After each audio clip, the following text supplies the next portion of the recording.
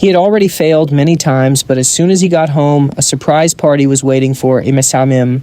They had kidnapped and tied up his family, and he was the guest of honor. The thugs tried to jump him with bats, but his punch was so powerful it crushed all of them. The first one who came at him got his face caved in. While the boss watched in terror, wondering how a kid could be this strong, on his knees the father begs for just 1 more month. In response, the loan shark states that debts must be paid even if it means selling an organ or 2. He then squeezes the debtor's shoulder, saying that maybe a little pain will help him understand the seriousness of the situation. Just then, the mother stealthily starts using her phone and the loan shark notices the movement. Suspiciously, he asks if she's calling, the police adding that it would be useless. The screen shows a text from their son, and she's typing a reply telling him not to come home. Without hesitation, the boss suggests that instead of this mess, they should settle things directly with the couple's son. His henchmen then grab the couple, who beg for their son to be left out of it. Losing patience, the leader orders his men to shut them up so they don't make any noise. As the mother's tied up, the boss comments that he wouldn't want their son to get scared. From his hiding spot, a lookout announces that the boy has arrived. Outside, a young student casually approaches the front door. Inside, one of the goons covers the mother's mouth as she begs them to stop. A moment later, the young man enters the hallway where several men are lying in wait to ambush him. Casually, he announces he's home while taking off his shoes. Without warning, one of the henchmen lunges from behind swinging a baseball bat. The blow strikes the back of the boy's head with full force. Restrained and gagged, the mother watches in horror, but the student simply turns and grabs the attacker's arm. In one swift move, he smashes the man's face with the very same bat. The henchman's body collapses to the floor in front of the boss and the young man's parents. In stunned silence, the leader stares at his subordinate's body lying on the ground. Confused, he questions what on earth is happening. The student calmly straightens up his body, having completely absorbed the attack. Annoyed, the boss orders his men to get him and kill him. Without a second thought, a man lunges with a pipe, but the young man easily dodges the blow. He then counterattacks with a direct punch to the man's abdomen. The student's fist shatters the man's ribs, and the impact snaps the henchman's head back. Immediately after, another tries a high kick, but the student catches his foot in midair. In response, he twists the man's leg and hits him with a devastating side kick. From behind, another attacker comes at him with a chair. A moment later, that same man is sent flying against the wall right next to the boss. Terrified, the leader watches his men being defeated all around him and wonders what is going on. With no other choice, he pulls out a knife and runs toward the boy's father. Without hesitating, the boss grabs the young man's father, yelling that they'll see how tough he really is. But before he can finish, a clothes iron comes flying in his direction. In a direct hit, the student's makeshift projectile smashes into the leader's face, making him drop the knife. The young man then slams the attacker's head into the wall, breaking clean through the concrete. With his head stuck through the wall, the leader begs for his life, screaming for someone to call 911. Still, he keeps pleading for help while the student just watches, surrounded by the bodies of his henchmen. Afterward, the young man kneels and begins to untie his parents. He coldly states that if they didn't want him to fight, they shouldn't have been so poor. His strength failing, Seonu collapses to the floor as his mother screams his name. In the emergency room, doctors and nurses are rushing around to treat the numerous injured people crying out for help. Nearby, a man in a suit is on the phone at the reception desk. Curious, he asks the woman beside him about the commotion, and she explains that a kid beat up 10 loan sharks who were assaulting his father. Then she adds that he's just a high school student. In one of the rooms, the injured boss orders his men to find and kill the boy, but a subordinate calms him down, saying their target was taken to the same hospital. He confidently claims to have sent the Great Bear after the kid assuring the boss he's already dead. The man in the suit's ears perk up as he overhears the name the Great Bear. Without wasting any time, he asks the receptionist which room the boy is in, and she tells him it's 202. He hurries down the hall, realizing that the Great Bear is a main event fighter candidate, and that this is a good chance to test his skills. Arriving at Seonu Kang's room, he admits to feeling sorry for the unlucky kid who got caught up in this mess. Inside the room, Seonu is already face-to-face with a gigantic man. Surprised, the man can't believe they called him all the way out here just to beat up a kid. He says indifferently that it's nothing personal, just business. With a slight smirk, the giant comments that Seonu is an interesting kid. He notices that the young man doesn't show the slightest bit of fear. Determined to show the boy what real fear is, the giant raises his arm to strike, but Seonu lunges forward first with a straight punch. Even so, his opponent lands a hit, right after knocking him to the ground. From a distance, the observer concludes that the kid didn't stand a chance. The attacker says with contempt that he doesn't care about the boy's recklessness, claiming that being fearless won't do him any good. Despite that, Sonu gets back up and the giant questions if he's on his feet already. Without backing down, the student replies that he can keep talking because his punches are nothing special. Annoyed, the giant retorts that all this talk will just make killing him more fun, and then he charges forward. Outside, the man in the suit senses the killing intent and decides he has to stop him. In the room, the giant throws a punch, but Seonu dodges under the blow and counters with a spinning kick to his opponent's face. Surprised, the man in the suit remembers that no one has ever managed to take down the great bear before. As the giant falls to his knees, he reflects that this shouldn't be happening so easily since the fighter has one of the strongest physiques in the country. Outraged, the giant asks if the boy really thought a student's kick could knock him out. In response, Seonu delivers an axe kick straight to his adversary's head. The man in the suit is stunned and can't believe what he's witnessing. Giving him no breathing room, the student unleashes a series of punches to his fallen opponent's face. Still, the giant manages to grab Seonu in the middle of his attack. Frustrated, he regrets having to use his finishing move on a mere student. Outside, the observer recognizes the move as the bone crusher and decides he has to step in. Screaming, the great bear declares this is exactly what the kid had coming. Immediately, the man bolts toward the door, yelling for him to stop. Inside the room, the giant sinks in the lock, twisting Seonu's body. But then he feels something's off, even though he's using all his strength. Against all odds, Seonu starts to power his way out of the hold. Confused, the attacker demands to know how he can still move and why his bones aren't broken. Without answering right away, the young man grabs the giant's face and warns that this time he'll crush him to a pulp. The giant struggles desperately, but can't apply any pressure, wondering why his grip is having no effect. In a direct response, the student headbutts him right in the face. Grumbling, the giant complains the kid's skull must be made of steel. Not letting up, Seonu clocks him again, slamming his opponent's face right into the glass floor. Without stopping for a second, Seonu keeps wailing on the fallen giant. Just then, the man in the suit bursts into the room and orders him to stop. Seeing his opponent is already out cold, he cautiously approaches and asks the young man to calm down. He then explains that a bigger mess will be a lot harder to clean up. A moment later, he's on the phone, reporting a patient in room 202 with a head injury from a car accident, requesting immediate assistance. Confused, Seonu asks who he is and if he's with the giant. The man doesn't miss a beat, denying it and stating that he'd much rather be on the young man's side if possible. In disbelief, the student asks what the hell he's talking about. At that moment, a team in full hazmat suits enters the room. One of the members confirms the patient's identity and assures them they'll handle everything from here. The man in the suit then asks if it's possible to keep the great bear unconscious for now, and the medical team confirms they can do that. Still suspicious, Seonu asks who all these people are. Calmly, the man offers him a business card, saying that if he works for his boss, he can have anything his heart desires. He adds that all the kid has to do is fight for him. Without a second thought, the student crumples the card and tells the guy to get lost. He then tosses the card in the trash, making it crystal clear he has no interest in being a hired fist.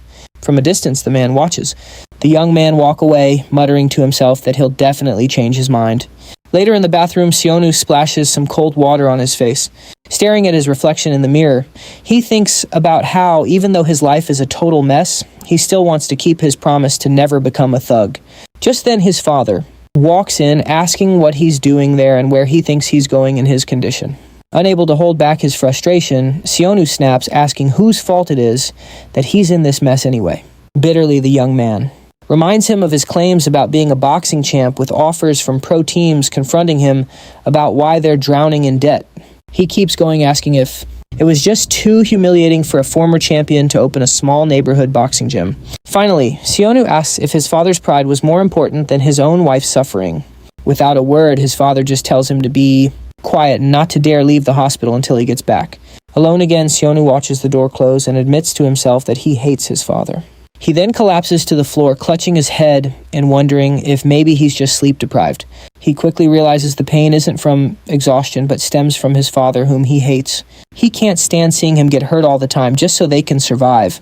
He also can't stand watching his father kneel before the bully's parents whenever there's a fight, because he doesn't want to depend on him in any way. After all, he doesn't want his father to think he's done his part while he remains trapped in this hell. As a teenager, he can't even get a job on a fishing boat to turn things around and cover their daily expenses. When a man tried to recruit him, he simply sent him away, claiming to be busy. To make matters worse, those same bullies dug him into an even deeper hole. And as much as he hates his father, he can't leave because of his mother. His life feels like a pit of despair. Confused, he wonders if he passed out again and why he's in a different hospital ward. Sitting up in bed, he grabs his phone to check how long he's been unconscious. He sees a message saying it's time to tell him everything and asking him to meet tonight. Shocked, Seonu wonders what his father has been hiding. He then remembers his mother and immediately starts to worry about her. Without wasting any time, he quickly calls her to ask if she's okay. His mother answers and tells him not to come home as the thugs are still waiting for them. She explains that he's safe, in a different room under an assumed name. Worried, Seonu asks about her, and she quickly replies that she's at a motel near a police station and has to go. Before hanging up, she tells him not to leave the hospital for now and to take care of himself. Overcome with guilt, he blames himself for everything, thinking that if he hadn't fought back, none of this would have happened. His mind made up, he decides that he needs to find his mother and runs for the exit. On the way, his phone rings with a call from his father. When he answers, an unfamiliar voice asks if he is Mr. Kang's son. Confused, he asks who's on the line. The man on the other end informs him it's an emergency. Mr. Kang fell from a building and is unconscious. At a construction site, his father lies on the ground, surrounded by other workers. Back at the hospital, Seonu watches his father, lying in a hospital bed completely bandaged and hooked up to several machines. A doctor explains that the necessary surgery is complex and will cost over 100 million, in addition to requiring years of rehabilitation. The news leaves him completely devastated. Defeated, he slumps into a corner of the room, asking himself what he's supposed to do. Desperate, he wonders how he could ever possibly raise that much money. At that moment, an image of him throwing away the business card he received earlier flashes through his mind. He then remembers leaving the card in the trash can. With that realization, he knows he has to go back to that room and runs toward the door of room 202. He rushes into the room looking for the trash can. However, when he picks it up, he finds that the business card's gone. Feeling powerless, he collapses to his knees beside the trash can, blaming only himself. Through his tears, Seonu apologizes for being so useless. In despair, he tells himself he doesn't deserve to live. Just then, a voice asks if he happens to be looking for this. It's the man in the suit, and he's holding the card. Calmly, the man asks if he's had a change of heart. Crying, Seonu asks how much he can make working for him.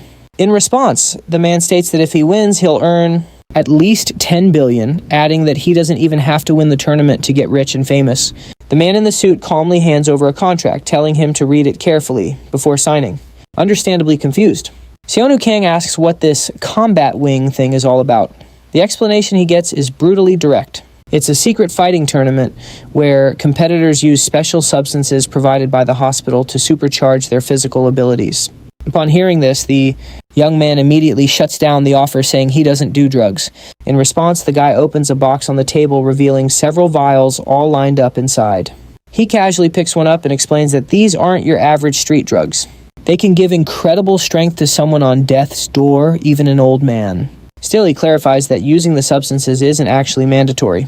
Seizing the opportunity, Seonu asks who this guy really is. The man introduces himself as Minsuk Kim, a recruiter for a VIP in the combat wing. Ignoring the young man's reaction, Kim just keeps explaining how they're going to work together. He explains that once you enter the tournament, you can pick a sponsor, but only if you make it into the top 20. And then comes the big proposal. Seonu can choose his VIP client as a sponsor, and they'll team up to win the whole tournament. After thinking it over, Seonu agrees on the condition that he gets the money up front. But he quickly adds that it's a long shot since the payout only comes from the tournament winnings. Annoyed, Seonu Kang asks why on earth he should work with someone under those conditions. The recruiter calmly tells him to take it easy, reminding him that he still needs cash for his father's surgery and a safe place to crash. Stunned, Seonu asks how he knows all that personal stuff. Without missing a beat, Minsuk Kim offers to cover his dad's medical bills and provide housing while he fights for his boss. He adds that just like Seonu, their backs are against the wall too. Right on cue, his phone rings. Seonu answers and starts talking to his mom. He quickly tells her he'll have to call her back. Taking advantage of the pause, the recruiter adds that they'll also protect him from the loan sharks. Just as Seonu's asking how he could possibly trust them, his phone rings again. He glances at the screen and sees it's his mom calling again. He answers the call, asking her what's wrong. His mom tells him his father's surgery has already been paid for, and on top of that, some bodyguards just showed up saying they're for him. Then Minsuk Kim chimes in that the safe house is ready, so there's no need to worry about her. Hearing this, Seonu tells his mom that he's the one who hired the bodyguards and tells her to do exactly as they say, promising he'll be home soon. The call ends and a huge question immediately pops into his head. What's really at stake for the prize money to be 10 billion won? In response, Min-suk Kim explains that the 10 billion is just the starting pot. He adds that depending on the betting, the winnings can skyrocket, mentioning past champions who have taken home over 15 billion. Completely floored the young man. Says there's no way that's possible, but the man across from him assures him it is. He then realizes that honestly it might not even be enough, considering what the fighters are risking. That's because most competitors either end up dead or permanently crippled during the tournament. In the last tournament alone, only 10% of the fighters managed to walk away in one piece. He goes on to explain that the first thing they need to do is cook up an alibi for the participant's death. Seon Kang hears this and is like, an alibi for my own death. Clearly he's not buying it. Completely baffled, he points out that it makes zero sense for the tournament to be a secret when so many people end up dead. To this, Min-suk Kim clarifies that the secret only works because everyone involved ends up dead.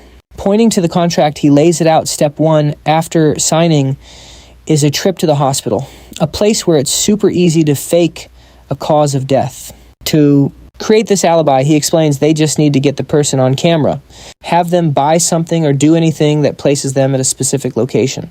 Not backing down an inch, Seonu Kang calls his bluff, asking what would happen if he just decided to tell the cops everything.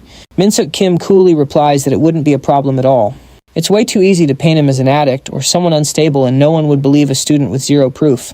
With a little smirk, he adds that it's a moot point anyway, since Seonu will be declared dead before he even gets a chance to report it. And that he says is precisely the advantage of having a hospital host the whole tournament. Driving the point home, the recruiter makes it clear that the ball is in Seonu's court. Then he slides the contract back across the table, asking one last time if he's still willing to sign. In a surprisingly calm tone, Min-suk Kim starts to say that he could take a few days to mull it over. Before he can even finish, Seonu signs the contract, demanding only that they keep their end of the bargain. Instantly, a huge grin breaks out across Min-suk Kim's face. Just then, a nurse sneaks up from behind with a syringe and jabs a sedative right into his neck. On pure instinct, he grabs her arm, asking what the heck is going on. Without missing a beat, the recruiter tells him there's no need to worry. They're just giving him a little something to get him to the arena. But then comes the catch. They will only take care of his parents as long as he keeps fighting in the tournament. His vision starts to go black as his brain scrambles to process the situation. When he opens his eyes, the first thought that pops into his head is, am I already dead? As he spots someone in a weird suit and wonders where on earth they're taking him. The next thing he knows, his body is being wheeled down a hallway at top speed, heading straight for a door. Once they stop, he asks the mysterious figure with him where he is. In response, the masked figure just tells him to be quiet, saying everything will become clear soon enough. Finally, he hears the words that sum it all up, welcome to hell. Meanwhile, inside a massive corporate building at the Hunong Group headquarters, a meeting is in progress. Director Yan Cha, the group's second son, listens intently as his subordinates give their report. He calmly notes that he's aware the boy managed to defeat the Great Bear. Staring at a photo of Seonu Kang, he asks if they're serious about making him their main fighter. Without hesitation, Min-suk Kim confirms the decision, even knowing the director's brother, the vice president, will probably mock them for it. Yan Cha then asks for the reasoning behind such a choice. In response, the subordinate explains that his brother is obsessed with the combat division and they need to appear weak to bait him into making a bet.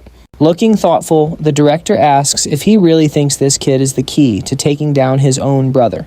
With conviction, Min-suk Kim reports that he checked on Seonu's body after he somehow survived the Great Bear's attack. He then explains that what he found was nothing short of extraordinary, which makes Ucha ask what exactly he discovered. Meanwhile, Seonu wakes up in a strange place with a foot coming right toward his face. A man tries to stomp on him, but one of the armed guards tells him to back off. The man awkwardly throws his hands up, claiming it was just a joke. Just then, a drone flies over and confirms the player is conscious, leaving Seonu to wonder what that's supposed to mean. Totally confused, he gets to his knees and tries to figure out where he is and why on earth he's wearing a school uniform. A moment later, the drone announces the start of the first round of random fights. In a monotone voice, the drone explains this phase is just a qualifier to decide who gets into the main battle arena. Then a nearby machine opens up, revealing a single syringe. Finally, the drone informs them that each player will receive a random drug to enhance one ability. It also announces that the betting table for all the VIPs is officially open. Hearing this, Seonu's opponent snatches the syringe from the machine and immediately injects the substance. At that very moment, Seonu remembers that while he already broke his promise to graduate, he's determined to keep his vow of never using drugs. Suddenly, he whips his head around. After hearing a scream, the now bloody syringe clatters to the floor. The other man starts cheering, yelling that he received a power-enhancing drug. Seonu watches the scene carefully, wondering what in the world is happening to the guy. Without warning, his opponent rushes forward and attacks with a devastating kick. The impact sends Seonu flying into the wall, which completely shatters from the force of the blow. As he gets back on his feet, Seonu realizes the man is a completely different person and wonders if the drug strengthened his muscles. Right on cue, the drone announces that Chil-han has successfully enhanced his power. He celebrates, gloating that luck is on his side again. Absolutely ecstatic, he gripes that he can't go outside and teach a lesson to everyone who ever called him scrawny. He then turns his attention to Seonu Kang and asks how he should kill him. Without missing a beat, Seonu lands a quick punch to his face. Irritated, Chil-han asks if he's kidding and if he really thinks he's better than him. Paying close attention, Seonu notices his opponent's reaction speed is still the same. With that insight, he rushes forward to close the distance between them. However, Chil-han lands a powerful punch that hits him square in the face. With his face now bleeding, Seonu can barely handle the sheer power behind the attacks. He desperately dodges the next blow with a quick backflip. Still, Chil-han lands another powerful punch to his chest, sending him flying again. He grabs him in midair, claiming he can defeat him with brute force alone. Without any mercy, Chil-han slams him headfirst straight into the ground. Thrilled, he celebrates, saying how much fun it is to crush him, then leaps high into the air, yelling that he's the strongest now. Filled with rage, he vows to knock all those arrogant idiots off their high horses. To finish it, he delivers a powerful knee strike directly to Seonu's head. He brutally stomps on Seonu Kang's chest, shattering the ground around him even more. In a cruel tone, he says that if he's going to crush something, it might as well be Seonu's ribcage. In a flashback, Min-so Kim recalls examining the boy's body right after he survived the Great Bear's attack. On that occasion, what he found was nothing short of extraordinary. A confused Uwon-cha asks him what's going on. Since Uwon-cha couldn't quite wrap his head around it, Min-so Kim explains that Seonu was already 10 times stronger than a normal person.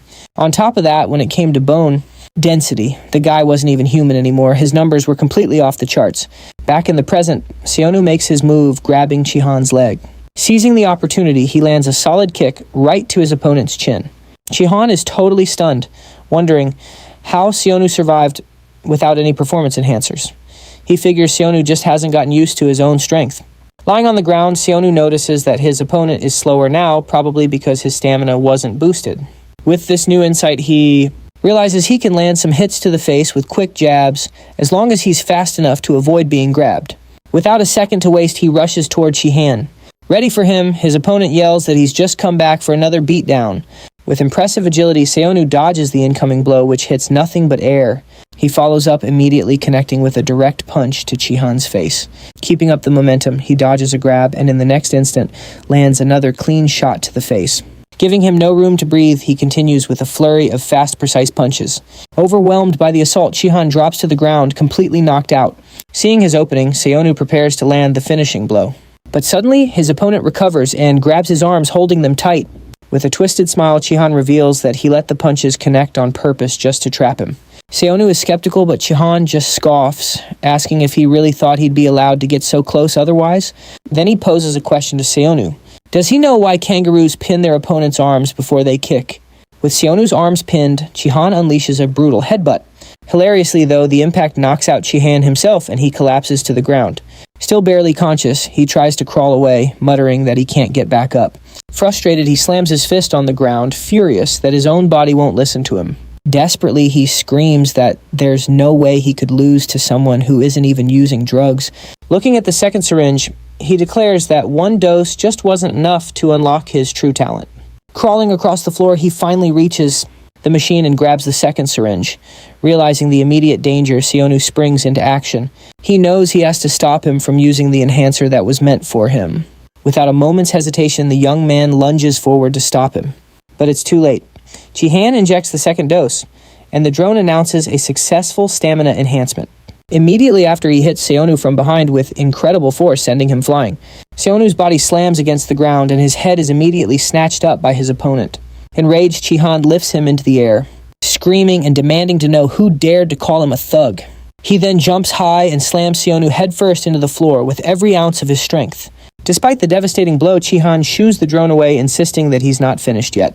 Standing over Seonu's body, he announces he's going to try something new, since he's tired of getting his butt kicked all the time. He locks Seonu in a chokehold from behind and says, "Now you know exactly how it feels." The pressure tightens as he states that he knows stubborn pests like Seonu need to be completely crushed once and for all. As his strength gives out, Seonu starts to fade into unconsciousness, calling out for his father. Sonu King and Chiel Han are both out cold on the busted-up ground. Just then, a drone buzzes in to announce the game is over thanks to a player's death. Glued to his laptop screen, Yue Cha watches the scene and asks what in the world happened to that participant.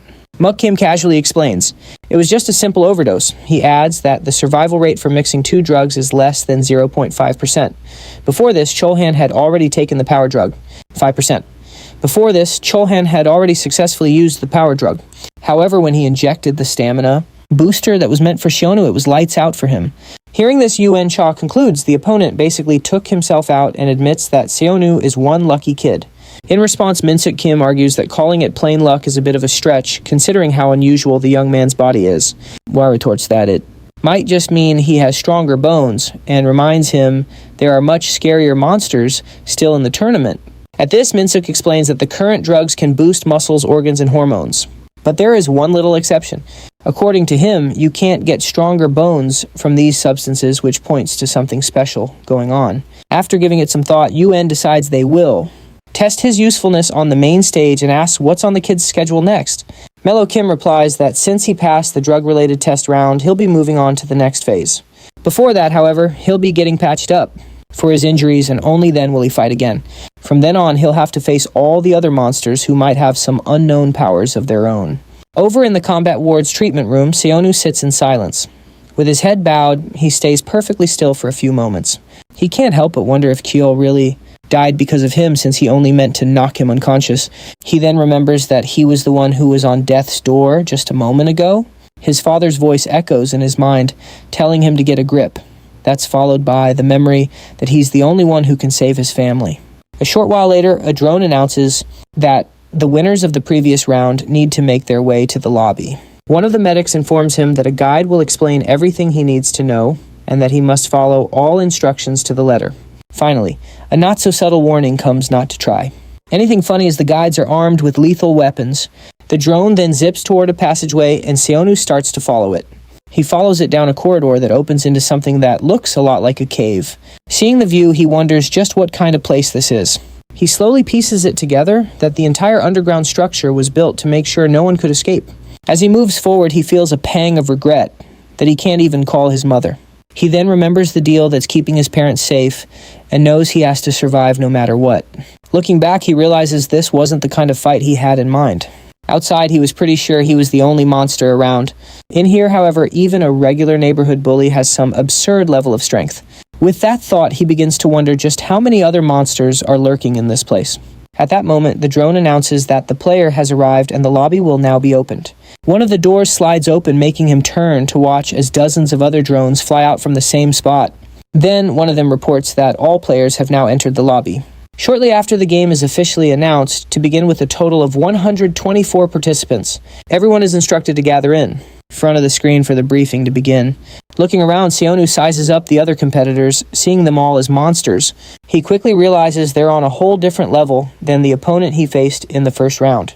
Because of this, he decides to keep a low profile and avoid any unnecessary injuries until the official match begins. A moment later, a huge man approaches him and asks how a kid like him got here, offering to play with him. Feeling uncomfortable, Seonu regrets that his school uniform is drawing so much attention and just hopes the briefing starts soon. Meanwhile, two other competitors gossip that he only made it this far because his last opponent overdosed on combat drugs and died. One of them adds that he's still wearing a school uniform, speculating that the rich VIPs probably wanted to see a tragic death. The other one says he's bored and thinks about having some fun with the kid.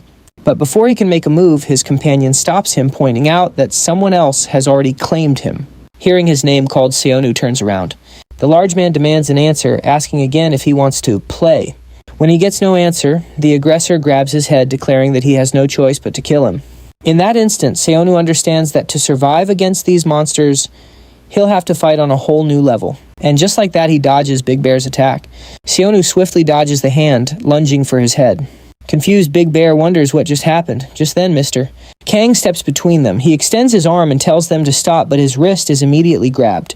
An aggressive voice demands to know who he is, Mr. Kang firmly states that Seonu is just a kid, bracing himself for the inevitable confrontation. Big Bear scoffs, asking if he really thinks he can take him on with just one enhanced arm. He continues his taunts, asking if it's really worth it to protect a useless kid. Trying to get away, Seonu ignores the commotion and takes a few steps back. Then Big Bear declares he's going to kill Mr. Kang, saying he can die in the kid's place. Unable to stand by and watch any longer, Seonu rushes toward them. Suddenly, an attack hits Big Bear head-on. Surprised, Seonu stares at the aftermath. As the body hits the floor, a drone announces that the briefing will begin shortly, and that attacks are prohibited outside of designated times. It adds that any violation will result in immediate execution. Hearing this, Seonu wonders how they can just kill someone without warning and questions if it's even possible to get out of here alive. A moment later, a loud noise makes him turn. A figure appears on the screen welcoming all the survivors. He gets straight to the point, explaining that while the drug test round had no eliminations, from now on, losers will be eliminated. He clarifies that elimination means being physically unable to fight. Despite the risks, he says they're all there for the 10 billion prize. At this announcement, the crowd erupts in celebration. Silently, Seonu reflects that with that kind of money, his family could finally have a decent life. Next, the figure on screen informs them that only one person can claim the grand prize. However, he adds that anyone who makes it into the top 16 alive will receive 5% of the total amount bet by the VIPs. Excited, one of the competitors cheers that he's going to take both the prize money and the betting pool. The host then adds that each player will have a personal broadcast channel and a guide who will act as their camera operator. He explains that the VIPs will be watching the channels of the players they're planning to bet on. In short, he says the more attention they attract, the more money they can make, encouraging them to draw in as many VIPs as possible. He then announces that 5-person dorms are now available and they're free to choose their own roommates. Everyone is instructed to head to their rooms, assured that their guides will answer any other questions. As they walk, 2 competitors comment that they need to team up with the heavy hitters to attract VIPs, since rooming with some kid won't get them anywhere. Hearing this, Seonu realizes finding a room won't be easy. Just then, Mr. Kang approaches and tells him not to worry. He confidently promises to protect him until the official tournament kicks off. Silently, Seonu looks back. He notices a blonde man walking away and wonders if what he just heard could be true. Then Mr. Kang points to a room they can enter without a fight, inviting him to come along. Confused, Seonu wonders why the man would want to share a room with him, someone everyone else is avoiding, especially after he got hurt because of him. Not understanding the man's intentions, he concludes that any room he picks will be dangerous anyway. Seeing his hesitation, the man asks if he's coming or not, and Seonu's answer comes quickly. "I'm coming." From a distance, the same 2 guys from before watch the scene unfold, commenting that those 2 will surely end up at the bottom of the viewership rankings. One of them explains that he chose a room next to the players he believes are the most popular, just to guarantee himself some screen time. His companion agrees, saying those muscular guys will attract VIPs like moths to a flame.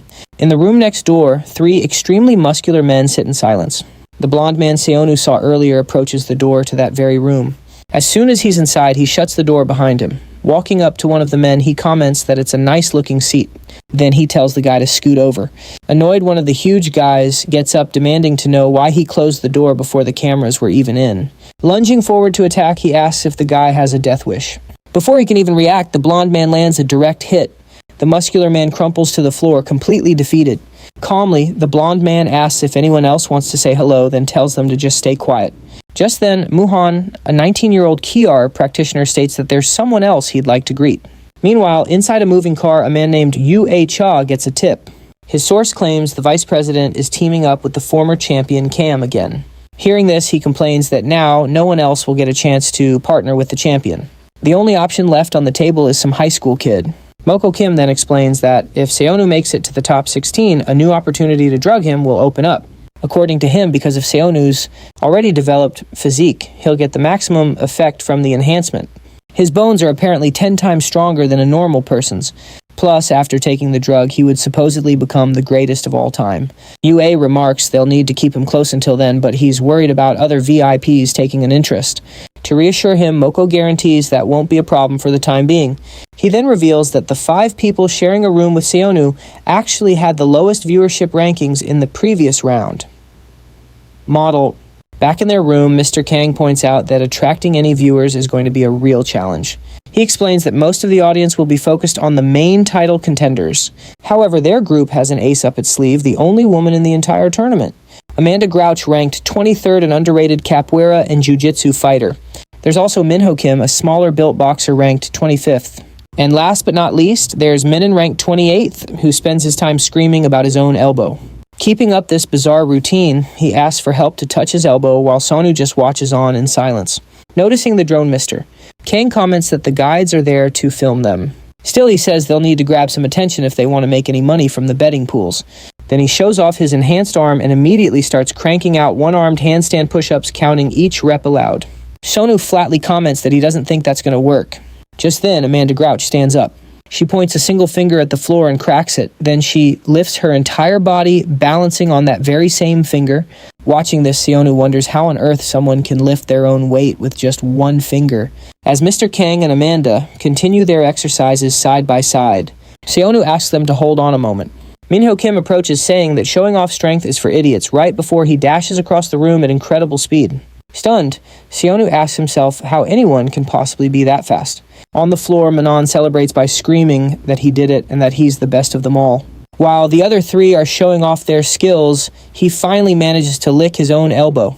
Seonu watches the whole scene unfold, finding it all impressive and utterly ridiculous at the same time. The screen announces that the tournament matchups for the top 124 are finally set. At this, Seonu and his roommates stare intently at the information displayed. Among the announcements, his opponent's name appears, a man named Kai. Eunha then asks if that guy's really as strong as they say. In response, Ms. Kim states that ever since his days competing in Lethwei, Kai has never lost a single fight. Curious, Eunha asks what exactly Lethwei is. Minsuk explains it's a Burmese combat sport similar to Muay Thai, but with differences that make it even more brutal and dangerous. Unconvinced, Eunha retorts that Muay Thai is already risky enough since it allows the use of elbows and knees. Still, Minsuk clarifies that in Lethwei, even more moves are allowed. In this fighting style, the athletes don't use gloves, and headbutts are completely legal. According to him, a blow with the forehead can cause fatal injuries, which is why most combat sports ban this type of attack. However, Minsuk points out that this isn't the most dangerous aspect of the sport. What truly makes Lethwei lethal is the permission to strike the back of the neck and the spine, which can result in paralysis or even death. That's why Minsuk concludes, Kai has the most real-world combat experience since he continued to fight for a gang after his sports career ended. Intrigued, Eunha asks about this. Gang, while Minsuk speculates that Kai wasn't content with just fighting inside the ring. He then says that Kai started challenging famous fighters on the streets until he caught the attention of a criminal organization. Eunha then questions if Seonu will be able to face someone like that. Minsuk honestly replies that he has the same doubt. He points out that up until now, Seyoon has only gone up against people with absolutely no martial arts training. This time, however, his opponent is Kai, a 28-year-old Lethwei fighter. The recovery pod slowly opens. As he sits up, Seyoon Kang asks how long he was out, then wonders why his body feels so light. He flexes his arm and realizes it's not just a feeling. Then it hits him that this isn't the first time he's experienced this. His mind flashes back to his fight against the Great Bear. He remembers waking up the same way after that battle. Standing up, he remarks that it feels like he's grown stronger. From a nearby pod, Minsu Kim tells him not to be so surprised. He explains that muscles pushed to their absolute limit without being too badly damaged tend to grow back even stronger. He adds that Seyoon had probably never pushed his own body that far before. That's when it dawns on the young man that he was already at his limit when fighting the Great Bear. Still, Minsu points out that his recovery is abnormally fast and asks if he used any drugs to speed up the healing process. Changing the subject, Seyoon says there's something he's been wanting to ask since yesterday. He then asks why Minsu is helping him even at the risk of getting himself injured. In response, Minsu Kim begins to explain his reasoning. He reveals that the young man reminds him of his own son. He believes that if he'd been a better father, his son would have never gotten into such massive debt with loan sharks. Hearing this, Seyoon asks if that's the reason he's in the tournament, and Minsu confirms he needs the prize money to pay off the debt so his family can get back to normal. Minsu continues saying that seeing Seyoon there all by himself immediately reminded him of the son he'd neglected for so long. For that very reason, he couldn't just stand by and do nothing. Seyoon, however, tells him to stop wasting his time. He adds that if Minsu really wants to be a good father, he should get out of here and go be one. None of it will matter if he ends up getting killed in this place. Annoyed, Minsu playfully puts him in a headlock, saying he talks as if getting a little help is the end of the world. Suddenly, another voice exclaims that this can't be right. Menon stares at the big screen, wondering why he isn't scheduled to fight in the main arena. As a drone flies past, he shouts that he's a fighter who can touch his own elbow with his tongue. Minsu explains that only the fights with a high number of viewers are held in the main arena. The rest will take place where the previous round was. Following that logic, he concludes that their group must have the smallest audience. He goes on to say that the fact everyone except Menon is scheduled for the main arena means something important. This indicates that their opponents are some of the strongest and most popular fighters in the tournament. Seun Kang simply replies that in that case, the situation is even better for them. Confused, Minsu Kim turns and asks what he could possibly mean by better. Seun explains that this is the perfect chance to draw attention to their dorm. The older man just mutters that the kid must be completely insane. Just then, Manon pops up and announces that they won't just have regular viewers in the main arena. He continues, revealing that 16 VIPs will be there in person, all of them among the most powerful people in the world. Hearing this, Seun wonders if the so-called talent scout will be there too. Meanwhile, elsewhere, 3 cars pull up to a large warehouse late at night. Yun-cha gets out of one of the vehicles and asks why they're in this grimy place when they were told they were going to the main arena. Mister? Kang explains that nobody except the organizers knows the Combat Wing's location, so they probably picked a discreet meeting point. He adds that he noticed someone besides them had started following Seonu's channel at some point. At this, Yoon asks if he thinks they're being investigated. A voice replies that there must be a misunderstanding. On the floor above, Sun Young-cha, the youngest daughter of the Hosen group, watches the entire scene. She claims she's only there because she found Seonu interesting. Yoon demands to know what she's doing there, following him around like a rat, especially after being kicked out of the company not too long ago. Mr. Kang comments that his younger sister seems extremely interested in his affairs. Furious, Yoon shouts that she's not his sister, but just the daughter of a mistress. Sun Young walks down the stairs and says that's a bit harsh, especially since she skipped school to help her 2 brothers with the company. Still, she says that thanks to him, she ended up finding this interesting place and thanks him for it. Un replies that he doesn't know what she's scheming, but she'd better get lost. Suddenly, a luxury car pulls into the warehouse, surprising the 3 of them. 2 people in protective suits get out and announce they will escort them to the main arena. Sun Young-cha removes her blindfold. The young woman wonders where she is. Before her lies a massive circular combat arena. A security guard explains that the main arena is below, and she's in one of the 16 VVIP rooms. Satisfied, Sun Young says she's finally made it. She adds that this place is her brother's real playground. In another room, Yoon-cha remarks that the space is much larger than he had imagined. Mr. Kang informs him that as soon as the current fight ends, the match for Room 10 will begin. Abruptly, an explosion erupts on the screen in front of them. The broadcast shows Min Soo-han slamming an opponent against a crumbled wall. Surprised, Yoon asks what kind of monster that is. Mr. Kang identifies him as Min Soo-han, noting that there seems to be another fighter around Seonu's age. The man next to him asks if another high schooler is participating. However, Mr. Kang clarifies that he dropped out, so he's technically not a student anymore. Still, he finds it odd that 2 absolute monsters came from the same school. He then reveals that Min-soo is from the same high school as Seonu. Following Min Soo-han's victory, a drone announces that the matches between rooms 9 and 20 have concluded, and the showdowns for rooms 10 and 3 are now starting. The participants are then instructed to enter the arena. Min-soo Kim realizes the scale of the combat is on a completely different level than the first round. Then the drone tells everyone to wait, except for the first fighter, Min-ho Kim. Min-ho takes his place at the arena's entrance and readies himself. As he moves forward, the drone asks the fighters whose matches are over to leave the area, and Min Soo-han departs. As he passes, Min-ho Min-soo casually runs a hand through his hair. Watching the scene, Min-suk hopes this little display doesn't make Min-ho nervous. Suddenly, a rock hits the wall right next to Seonu Kang, who wonders where it came from. Min-ho looks back and claims he saw the whole thing. He remembers Min-soo pretending to fix his hair while sneakily chucking a rock at Seonu. Seonu just blankly stares at where it hit. Min-ho is actually impressed. Most people wouldn't have even caught a glimpse of something moving that quickly. He then walks right up and calls out to Min Soo-han. Min-soo turns around, asking if the student on his team is always this arrogant. Min-ho simply replies, "I don't think so," but Min-soo clearly isn't buying it. The other guy retorts, "What's that supposed to mean?" adding that there's no way it can be true. In a flash, Minho drops into a fighting stance. Watching this unfold, Mellow Kim asks what he thinks he's doing.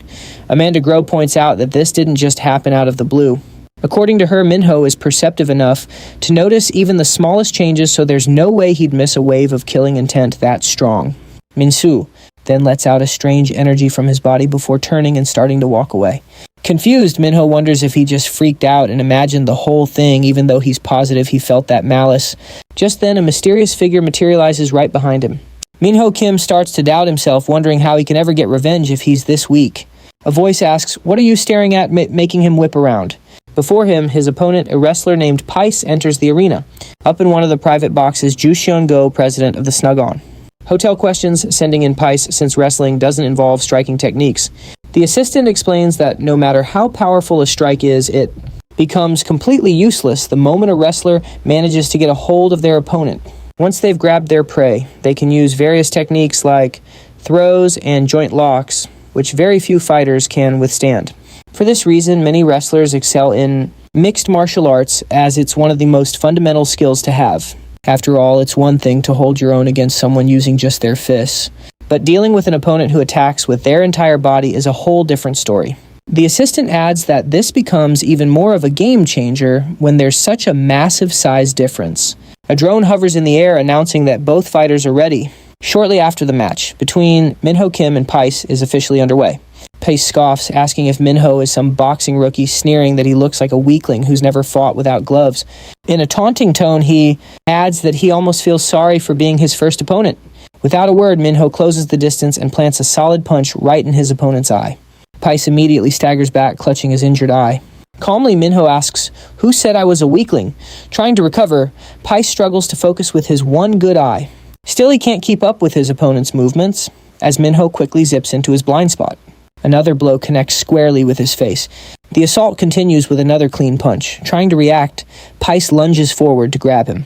However, Minho effortlessly dodges the attack. He then counters with a flurry of blows to his opponent's face and chest.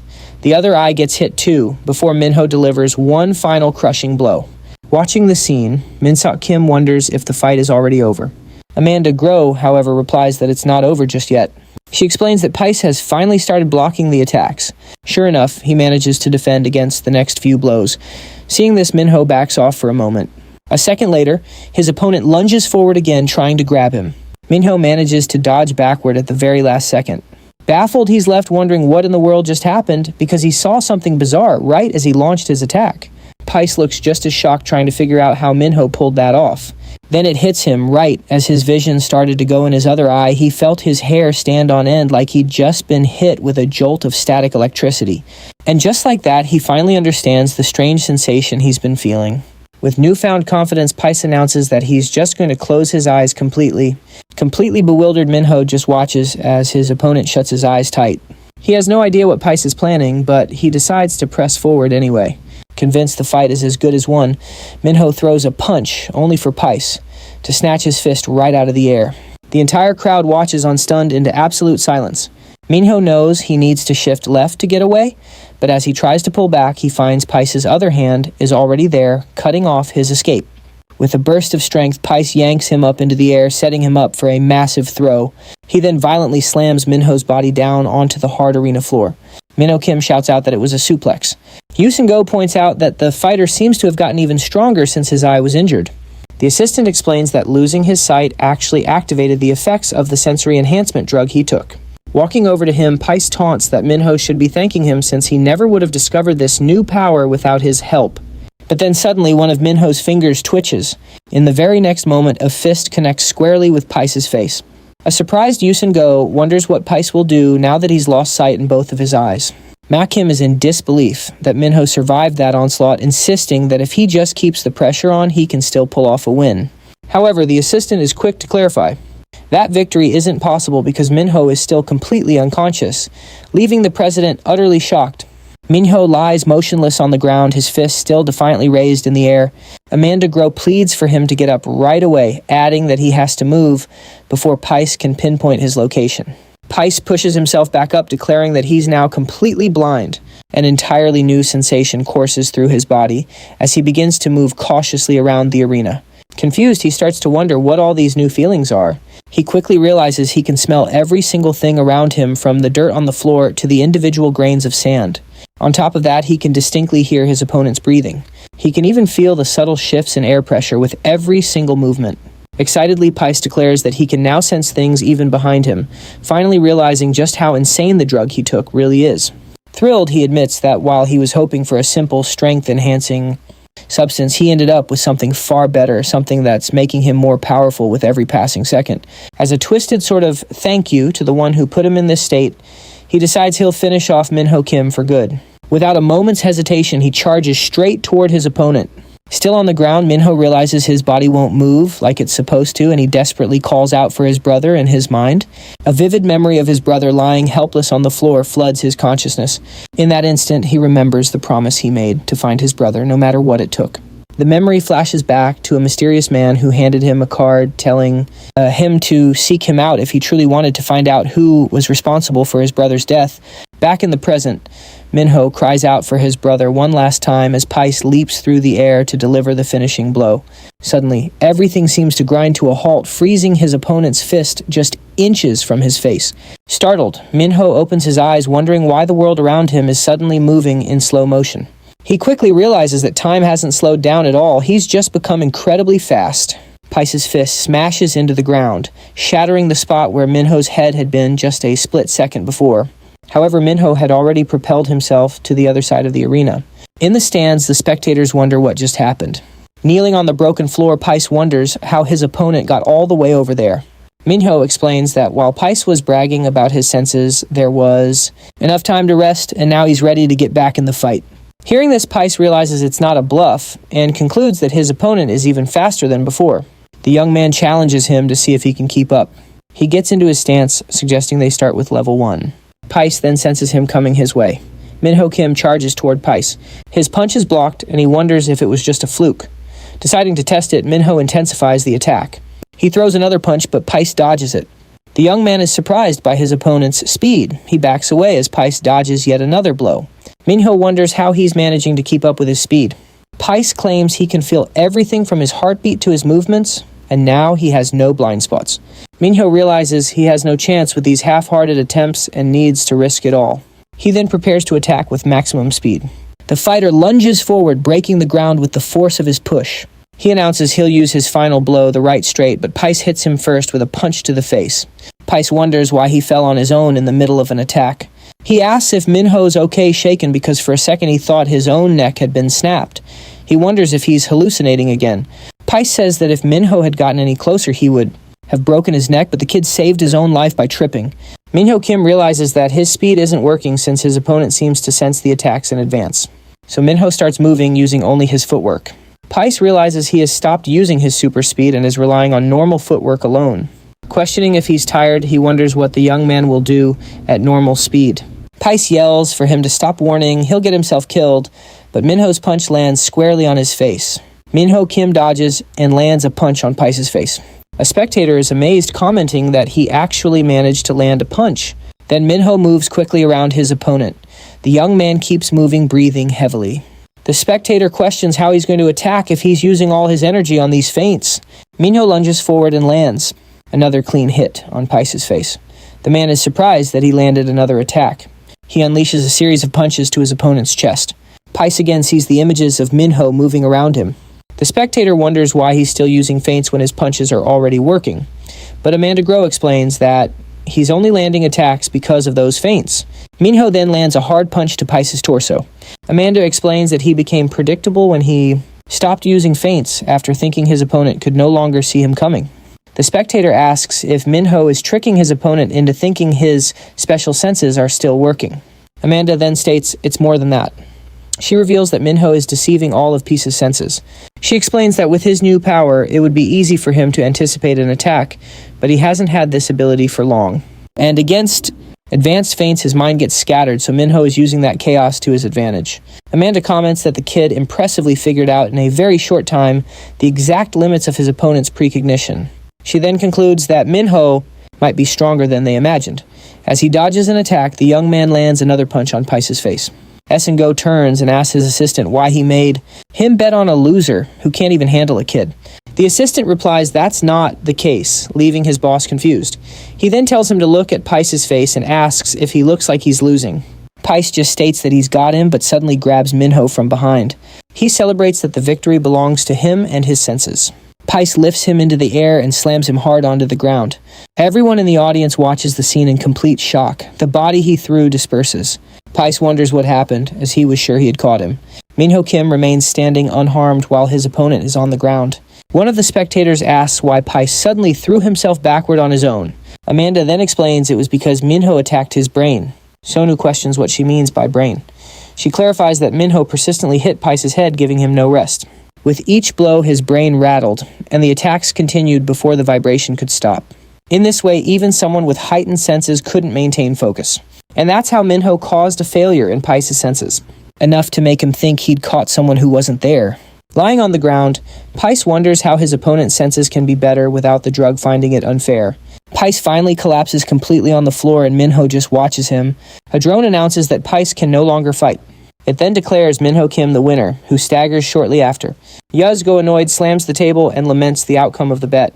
Kneeling in the middle of the arena, Minho Kim looks up and calls out for his brother. Seong Yuni Cha observes that this is no fight between humans, and now understands why her brothers are so involved in the tournament. Her companion then says it's not just about the fights. He explains that this place can grant everything the rich desire, not just wealth and power. It also allows them to commit murder without a trace and take drugs that don't show up on any tests. The place is a paradise for the rich who no longer find pleasure in anything else. That's why the VIPs risk their pride so much here. And Sunungi now understands why her second brother is trying to beat the eldest. The man adds that the director must have chosen his fighter carefully, as his recruiter knows the place well. Sun states that's why they're making their move, but they'll have to see how good he is, and that will be decided in the next match. As Seonu Kong prepares himself, someone watches Minho Kim's fight on a computer monitor. A man in a lab coat informs the wing director that all 16 whips have entered the building. The director, his face bandaged, comments that with a full house, he expects good results this year and asks about the research. He reports that they've confirmed the manifestation of the second stage of sensory enhancement with a nearly 20% reduction in short-term side effects. But the regenerative effect they were looking for didn't appear among the participants, leading the director to question if it was a failure. The scientist denies it, saying the drug's maximum effect should start now and that their efforts will soon bear fruit. He adds that they've discovered a new effect of the drugs and that after an examination, he's confident they'll uncover clues about the regenerative ability. The director catches on that he's referring to the skin-strengthening effect and asks when he can see this power for himself. The man replies that it'll be very soon since the fighter for the next main arena match is already getting ready. Meanwhile, Kai is sitting alone in a room waiting. Elsewhere, Seonu Kang is stretching next to another man. The man advises Seonu to throw in the towel if things get too tough, but the young fighter insists that's not going to happen. The man then asks if he's not even a little scared, pointing out that he doesn't seem tense at all. Seonu simply replies that he's not. Surprised, the man figures he must be one of the weird ones too. A drone flies over to Kang and his companion, while Amanda Grash sits on the floor nearby. The drone then announces for player Seonu Kang to enter the arena, making him wonder when he stopped feeling fear. Ever since he was young, he's been through countless serious accidents that most people couldn't even imagine. Even in situations that seemed fatal, he always came out unharmed, though at first he would cry from the shock. But after a few years, it didn't matter how dangerous the situation was, he was completely unfazed by anything. A lot of bullies tried to mess with him just because he never got scared. And no matter how hard they tried, they couldn't make him flinch. In the end, they were the ones who grew afraid of him. Now, the only thing he fears for is his family's safety, not some opponent like Kai. Ucha notes that it's finally starting and asks what kind of drug Kai took. Mio Kim tells him that Kai took the skin-strengthening drug, and Ucha wonders how that's supposed to help him fight. He explains that it does more than just help, revealing that Kai's last opponent had all the skin and muscle torn right off his body. Yuan then asks how skin strengthening could possibly lead to an opponent being torn apart. Minsol clarifies that Kai's skin became invulnerable to human strength. It was so tough that it tore the opponent's own skin on contact and even ripped their muscles to shreds. He then adds that a lot of the regular VIPs are very interested in betting on him.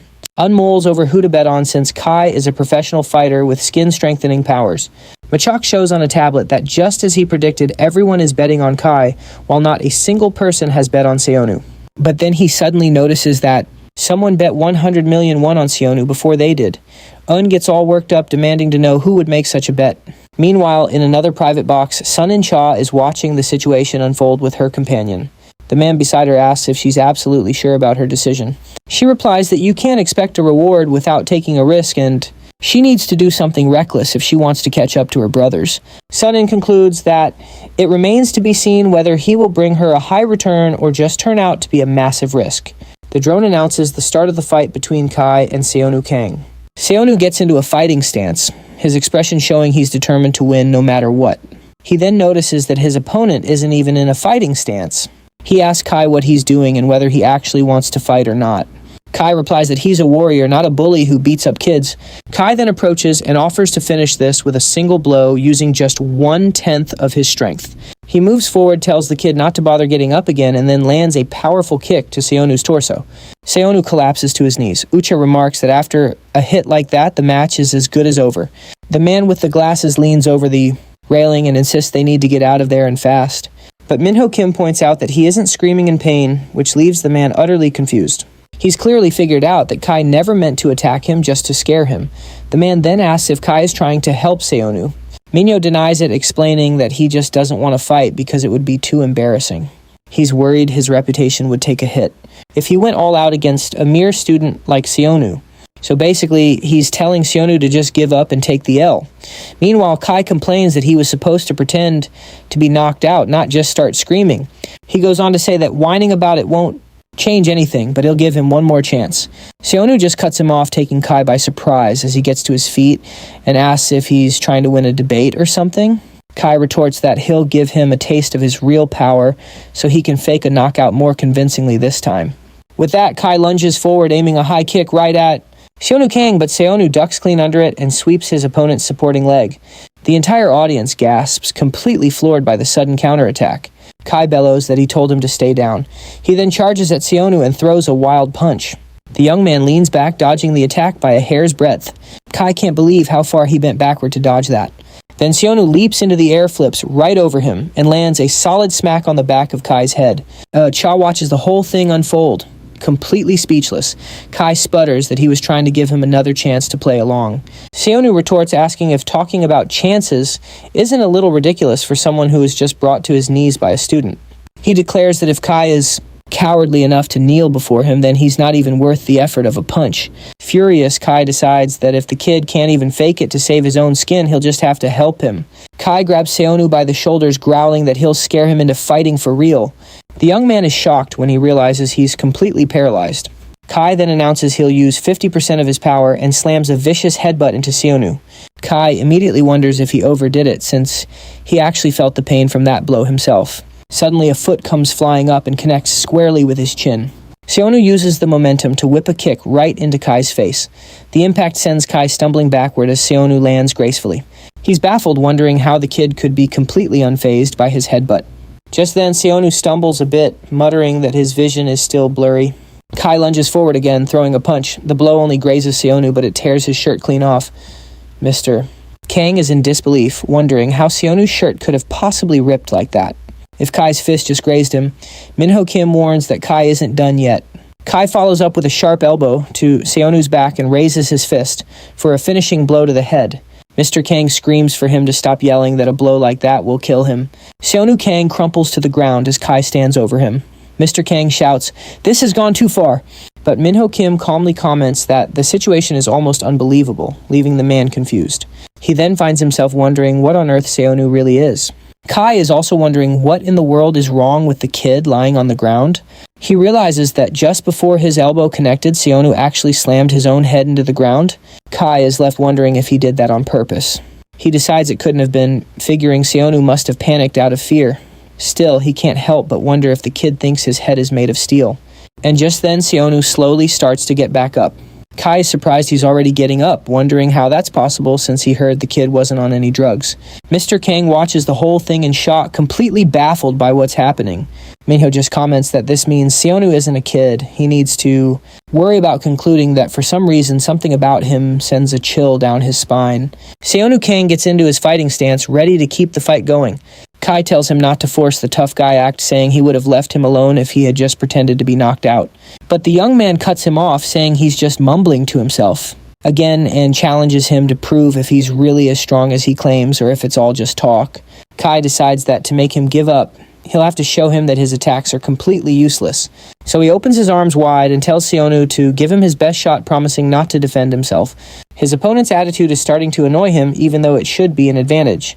Kai has risked his entire life to become the world's greatest combat fighter. He's defeated every single fighter he could find inside the ring. But that was never enough for him. He believed that to become a true warrior, he had to survive real fights with genuine killing intent. So he sought out the most dangerous criminals and killers, joining their rival gangs and fighting to level up and become the ultimate warrior. That's precisely why he sees no reason to take a fight against some kid seriously. Kai then goads him on telling him to attack and claiming he won't be able to do any damage. Seonu lands a clean punch right in Kai's gut. The crowd watches the scene with bated breath. Kai grabs his fist, stating that a blow like that won't cause any damage, but his face suddenly twists in surprise.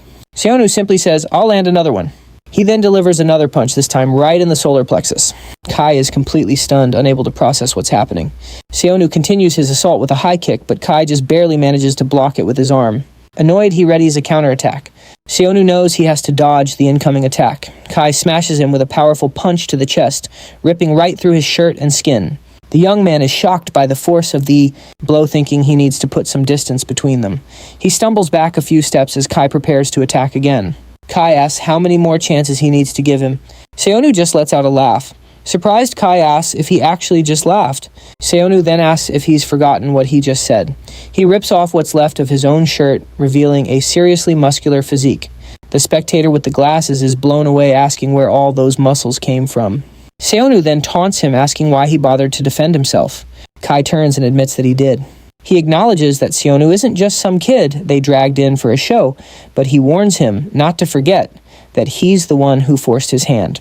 He unleashes his full power, declaring that he's now using 100%. A smile spreads across Seonu Kang's face. The man in the glasses wonders why Seonu is smiling, questioning if he's lost his mind, but Amanda Groh points out that he actually looks pretty excited. He gets worked up, pointing out that their opponent is about to attack with everything he's got. She explains that Seonu is excited because a powerful opponent like Kai has finally acknowledged him as a worthy fighter. The man in the glasses just doesn't get how he can be thinking about that when his life is on the line. Amanda then reveals that she used to feel the exact same way. She says her opponents never took her seriously at first just because she was a woman, but after a while they would start fighting with everything they had. Everything they had, which got her so excited, her heart would start pounding. He tells her to calm down, wondering why she's smiling now too. Minho Kim then chimes in, saying he knows that feeling of excitement all too well. He recalls how everyone used to look down on him for being a small, weak kid. Back then, the only thing that made him feel alive was dodging their punches before landing a clean hit on his opponent. Minho Kim smiles, adding that it was the look on their faces when they finally saw him as a real fighter. The man in glasses sighs.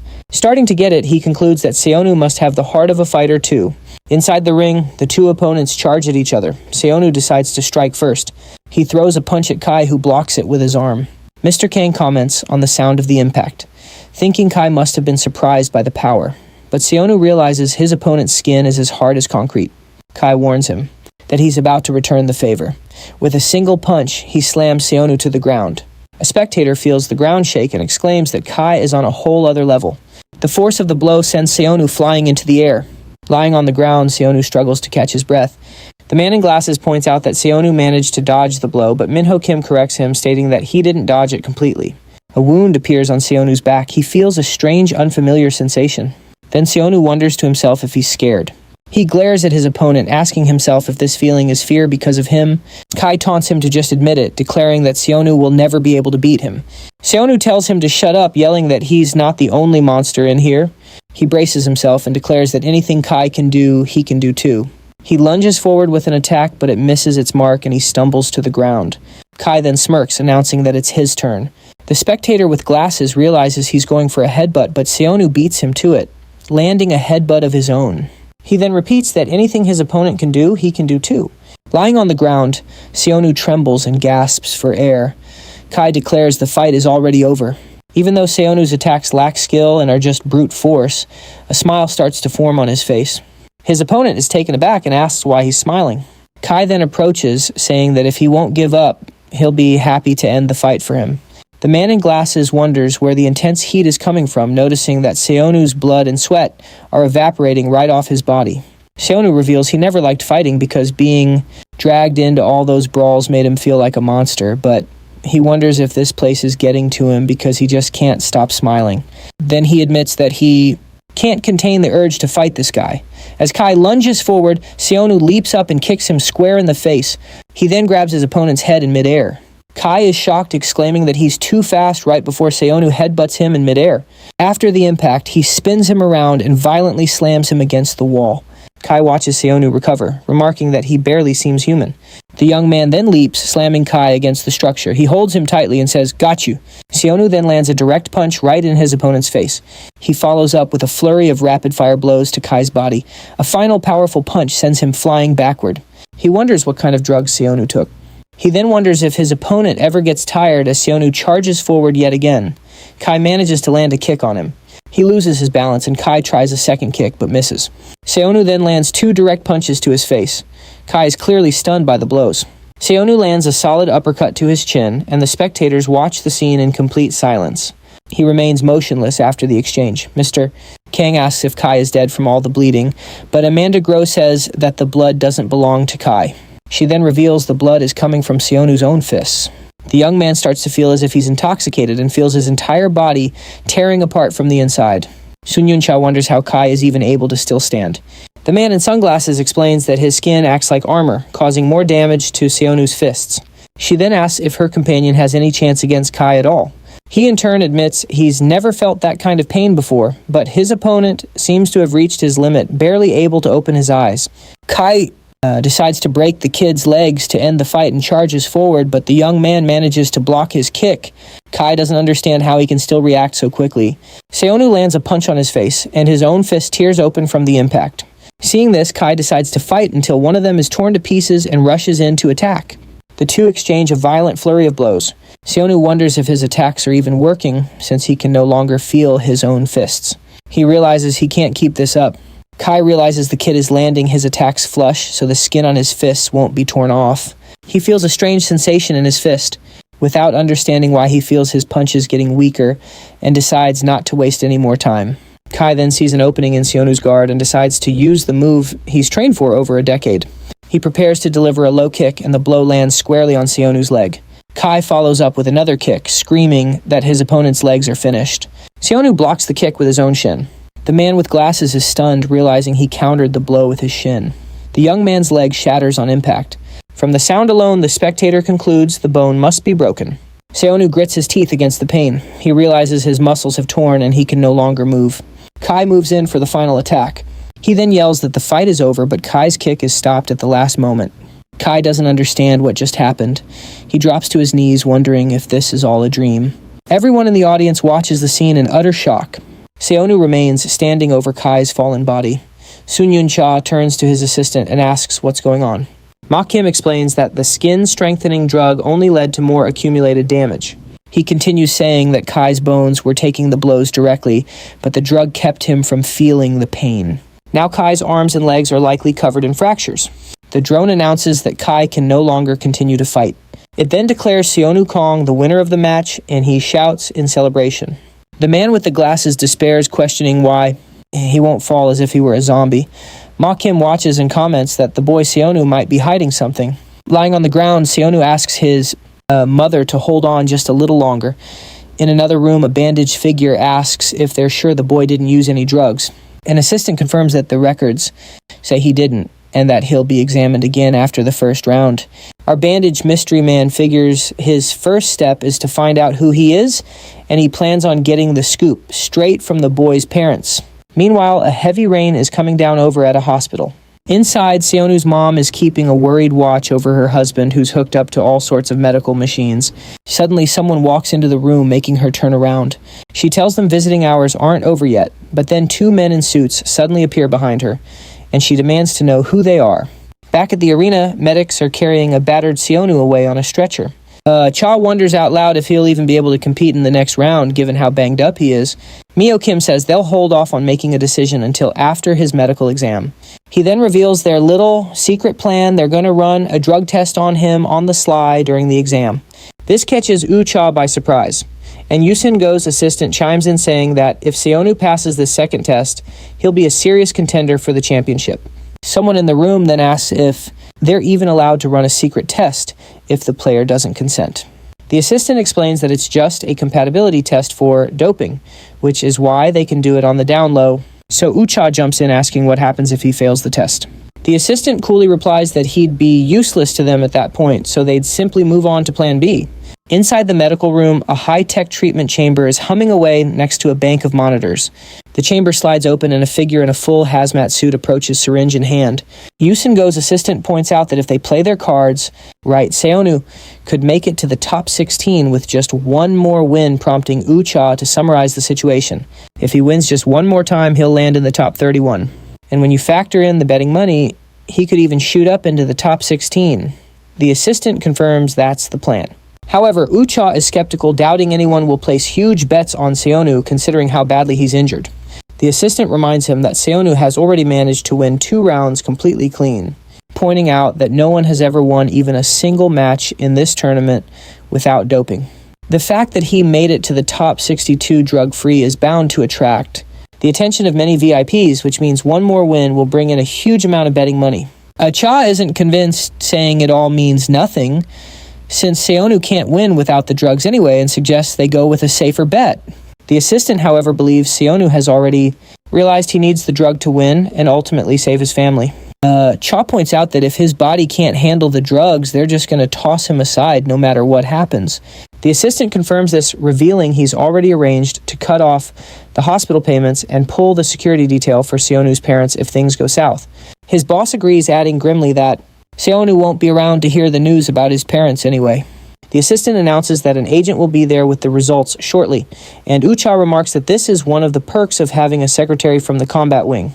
He then turns to the assistant and asks why he's risking his own neck on this since the payoff isn't for him. But the man claims he is risking his own life for this as well. Cha lays his cards on the table. His goal is to get rid of his brother and take over the Hosen group, which the assistant simply confirms. Yusin Go's assistant then reveals his own ambition to find the ultimate warrior in the combat wing, and he's willing to risk everything to do it. He even adds that he would have no problem risking other people's lives too. Cha just sighs and comments that he likes this passionate side of him. Just then, an agent enters the room and lets them know it's time to go. The assistant quickly asks about the results of the drug test. The agent reports back with a surprising bit of news: the boy had 0 reaction. The assistant immediately concludes that the drugs simply don't work on Seonu, and the agent confirms that's the case. Cha gets furious and orders them to eliminate all evidence, starting with cutting off support for his parents, but then he rethinks it, saying it would be much easier to just get rid of them. In the recovery room, Seonu is resting inside a healing chamber. Over in the combat wing lobby, dozens of fighters are gathered. Minho Kim assumes the 62 winners have been decided since they were all called together. The guy with the glasses notices Seonu's absence and figures he must still be recovering. Minho says that might be for the best, since the fights won't resume until everyone is fully healed. Minho Kim comments that this is probably a good chance for Seonu to rest, but he gets distracted by Amanda stretching. She then points out that he looked tired from the very beginning. Minho Kim remarks that fights in this place usually result in injuries, like what happened with him and Seonu. But he notes that the two of them somehow reached the top 62 completely unharmed. He then turns to the guy with the glasses, mentioning his arm in particular. Nobody expected him to have such an incredible right arm like that. The man just smiles and admits he had no idea his arm could change that way either. As for Amanda's opponent, he apparently said he wouldn't use his arms against a woman and got knocked out with a single punch. To be honest, Minho saw her knock out her opponent so quickly that he's still not exactly sure how she did it. Minho Kim then asks if she can let him in on her secret. She turns and asks why in the world she would tell him that. Amanda explains that he could very well be her next opponent. Suddenly, Minon shows up and asks why he was left out of the conversation. He then starts bragging to the group, claiming he was the very first person to win his match. A voice suddenly announces, congratulating the fighters for reaching the top 62. The voice explains that by defeating just one more opponent, they'll have a chance to jump straight to the top 16. After they win this round and make it into the top 31, they will be ranked according to the money wagered on them to decide the final top 16. And if they survive the round of 16, they will receive 5% of the total bets as prize money. The crowd of fighters goes wild at this news. The voice encourages them to risk their lives to show the VIPs just how strong they are, telling them not to worry about any injuries. He then announces that the matchups for the round will now be revealed. Back at the Hosen Group headquarters, the serious conversation continues. Euncha asks if they can secure any other candidates besides Seonu, and Yuchengo's assistant confirms they can. He shows a fighter on a tablet who seems to be the perfect candidate, and Euncha asks who it is. The assistant reveals it's Seonu's next opponent, a man named Ryo Icha. Seonu suddenly jolts awake, bursting out of the chamber and screaming for his mother. He realizes it wasn't a dream and that he actually heard that entire conversation. A staff member in a protective suit is heard commenting on the order to dispose of his parents if he doesn't respond to the drugs. Seonu understands that he has to get out of there as fast as he can. Meanwhile, in the combat wing director's office, a doctor has arrived for a meeting. The director asks him about the results of Seonu's medical exam. The doctor replies that they found something rather special. He explains that the young man possesses a trait that their enhancement drugs can't even affect. Seonu's bone density is a shocking 10 times higher than the average person's. His superior finds this incredible, but the doctor reveals that there's more, and the director asks what else he found. He explains that the boy's recovery speed is unbelievably fast. Pulling up the data, the doctor corrects himself, saying the process was less like healing and more like actual regeneration. This new information surprises the director. The doctor suggests that Seonu could provide clues for the regeneration drug they're searching for.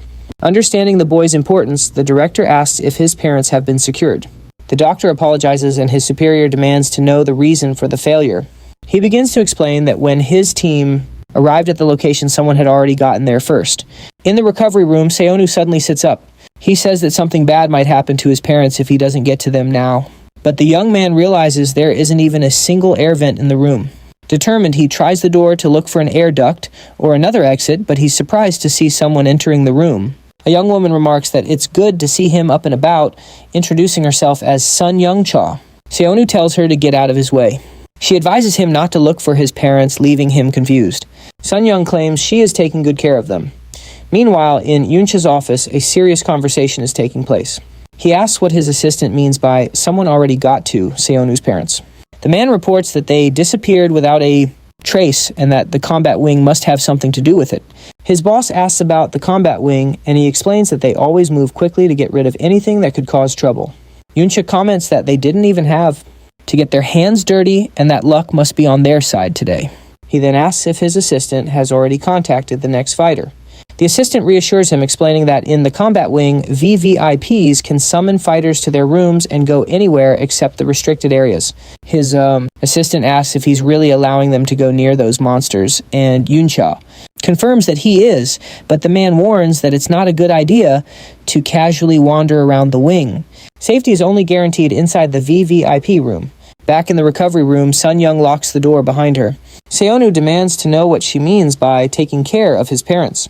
Sun Young asks for silence and tells him to lower his voice if he wants to save them, stating that running away now won't do any good. Seonu pushes her hand away and asks what she means by that. Sun Young explains that Yuncha is trying to erase any evidence linking him to Seonu, and his parents are the first step. She adds that the lone sharks he beat up are also looking for him. She says she came alone to speak with him privately and that she also wants to keep his parents safe. He then asks who she is and what she wants from him. Sun Young introduces herself and says she only needs one thing. She then points at Seonu and says she needs him, leaving him surprised. He asks what she's talking about. Sun Young reveals she is one of the 16 VVIPs and needs a reliable fighter to bet on. She states that although she's young, she was one of the owners of the Hosen Group until recently. To put it simply, she reveals that she's the half-sister of his former employer. She adds that she was kicked out of the Hosen Group because of her brother's schemes, but since she was already planning to leave and her own businesses are doing well, she doesn't mind. However, she explains that she still can't stand by and let her brother ruin their father's company. Seonu asks her what any of this has to do with his parents. She explains that in a nutshell, she and her siblings are constantly spying on each other, and she's been keeping a particularly close eye on her second brother. So when she saw him go to great lengths to recruit Seonu, she approached his parents to find out more about him. Sunyoon realized he was even more incredible than she'd imagined and concludes by saying she couldn't let her brother monopolize his extraordinary genes. Seonu, a little weirded out, questions the mention of his genes. Sunyoon warns him that the important thing is that a lot of people are looking for his parents. He then asks what she wants him to do if running away is off the table. She confidently claims there's only one way to save both him and his parents. Seonu asks what that one way might be. Sunyoon declares that he just needs to win. She reveals her plan to make a deal that will completely ruin her brothers by betting it all on the Combat Wing Championship, and she guarantees that if everything goes according to plan, her brother will land in prison and the loan sharks can be paid off with cash. Seonu questions how valid her promise could be in a shady place like this. She explains that in the Combat Wing, anyone who doesn't keep their word gets eliminated by the local authorities. He then asks if she's really willing to bet her own life on him. Sunyoon states that she's not the only one who needs this partnership, because when the 16 finalists are chosen, anyone not selected by a VIP is immediately disqualified. Still, he insists on knowing how he can be sure his parents are safe, and more importantly, how he can trust someone rich. She replies that cell phones and other electronic devices aren't allowed inside. Sunyoon says because of this, there's nothing she can physically show him for proof. But she claims he should be able to trust someone who shares a secret with his parents. She then reveals it's someone who knows the secrets of his parents' past and how he got his special genes. He demands to know what she's talking about and tells her to spit it out. Just then, the door to the room swings open. Sunyoon reminds him not to forget that she's staking her life on his parents' safety, so he has no reason to run.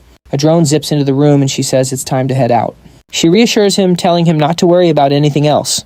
As she turns to leave, Sunyoon states that all he needs to do is win by her side. Meanwhile, over in Dorm 10 of the Combat Wing, other fighters are gathered around. One man comments that their prize money has shot up considerably. Looking at a large screen, he wonders aloud how Seonu wound up in last place. One of the other guys explains it's because he was sent to the recovery room and nobody bets on an injured fighter. A drone announces, player Seonu Kang has returned to room 10. A man greets him saying he looks a lot better than expected. The door slides shut and he comments that Seonu must have gotten some quality rest. Seonu asks him how he managed to win without so much as a scratch. Seonu explains that he needs to get into the top 16 or his family is done for. He begs the man to tell him anything, promising he'll do whatever it takes. In a desperate plea, he asks for his help. He then trails off, assuming it was too much to ask. A woman approaches and suggests he get a finishing move. A finishing move? Seonu repeats, confused. She explains that it's hard to truly dominate a fight without one, especially in the Combat Wing. The other fighter then asks him what his specialty is. Seonu suggests a calf kick, noting that he has a strong shin. He comments that not many people can control their legs with such precision and speed.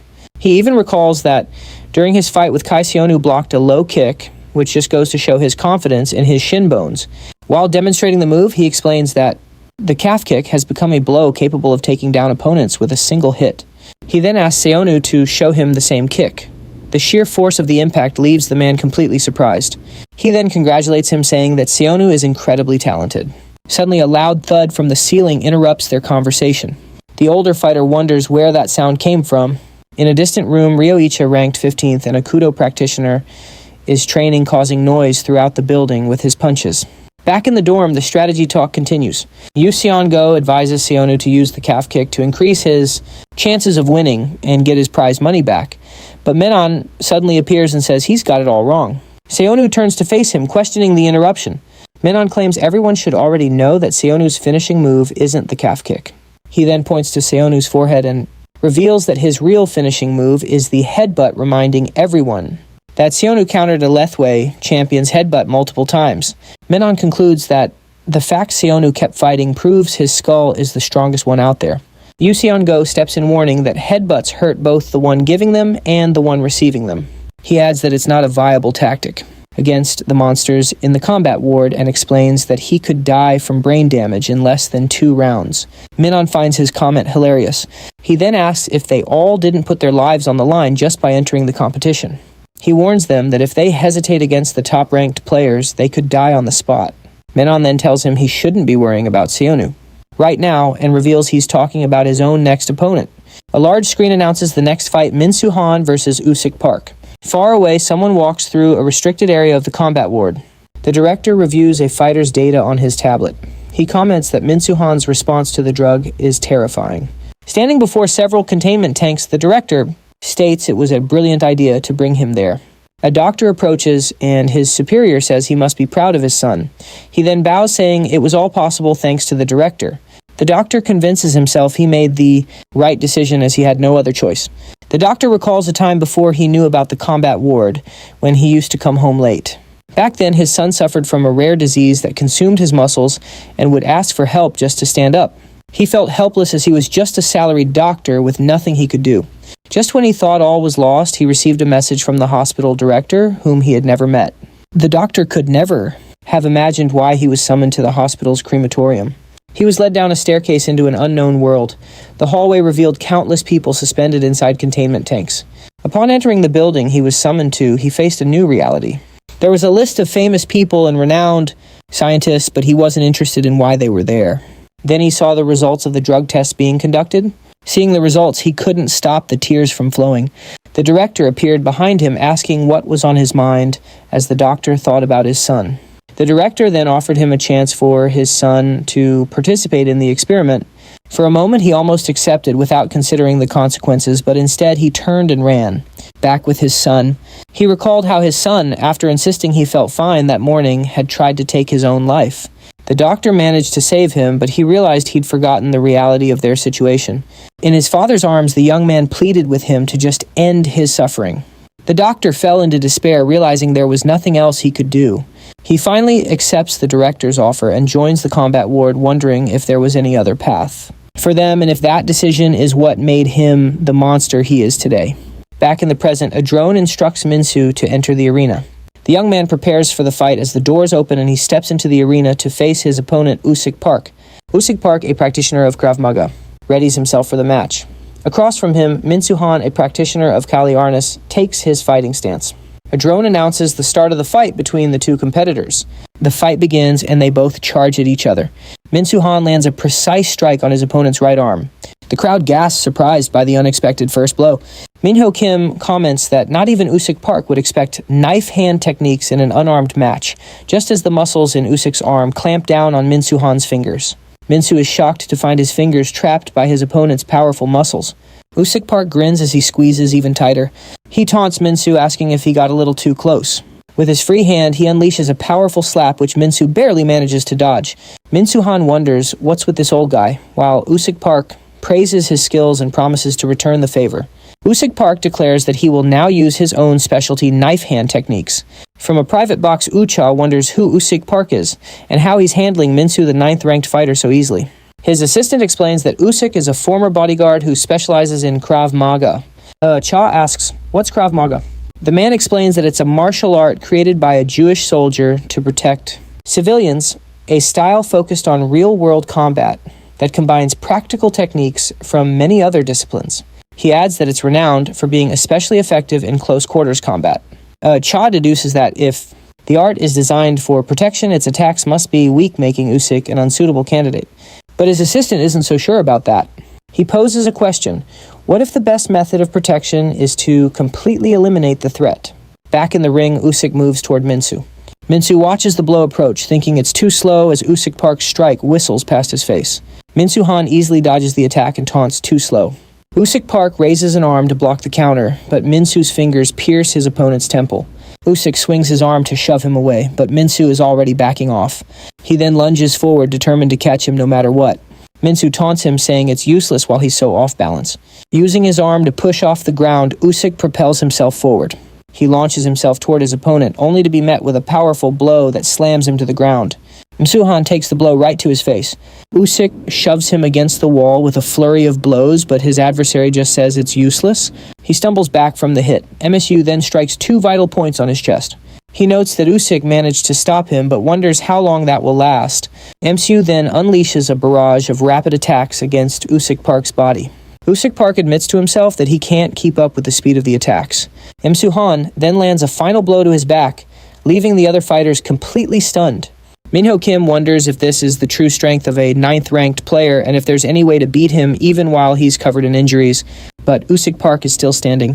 Esu taunts him, asking why he's clenching his fists and if he's already given up on his specialty knife fighting.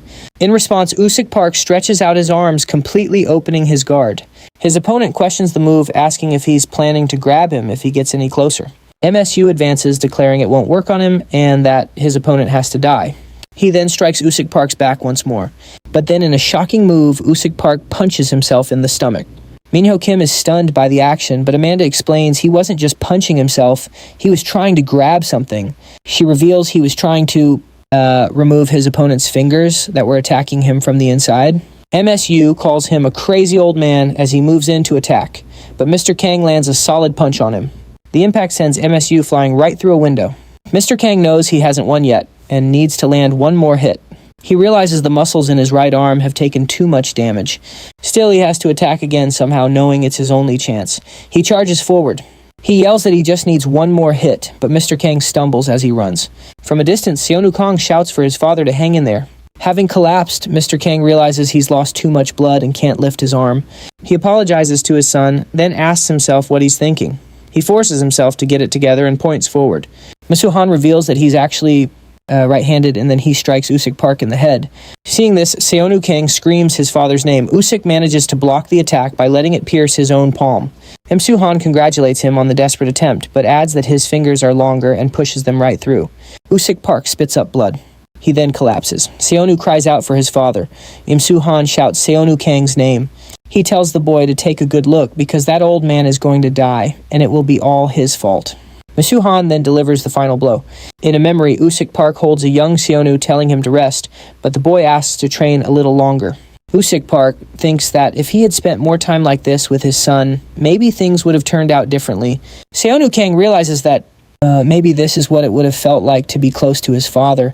Seonu wonders if he'll get another chance, but Usik's voice reassures him that a father wouldn't leave a son like him behind.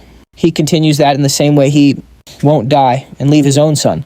But then a drone announces that the match has ended with Suhan's victory. Suhan steps on Usik Park's head. He laughs and exclaims how much fun this place is. Enraged, Seonu leaps toward Masuhan. He gets to his feet and faces him as drones swarm the arena. Watching from the sidelines, Minho Kim notices the guides aren't shooting at Seonu. He figures the drones won't fire as long as no one throws a punch. The two fighters stare each other down from across the arena. Seonu Kong yells at him to get his foot off. MSU just dares him to make him. He charges forward, shouting again for that punk to move his foot. Minho Kim moves in, thinking he has to stop them somehow. Just then, Menon grabs Seonu Kong from behind. Seonu struggles, shouting for him to let go. Menon tells him he needs to at least live long enough to use the skill he taught him. He keeps struggling and demanding to be let go, but Minho Kim walks up and knocks him out. Menon tells Seonu it's better if he just takes a little nap, and Seonu starts to black out. His vision fades as he calls out Usik's name.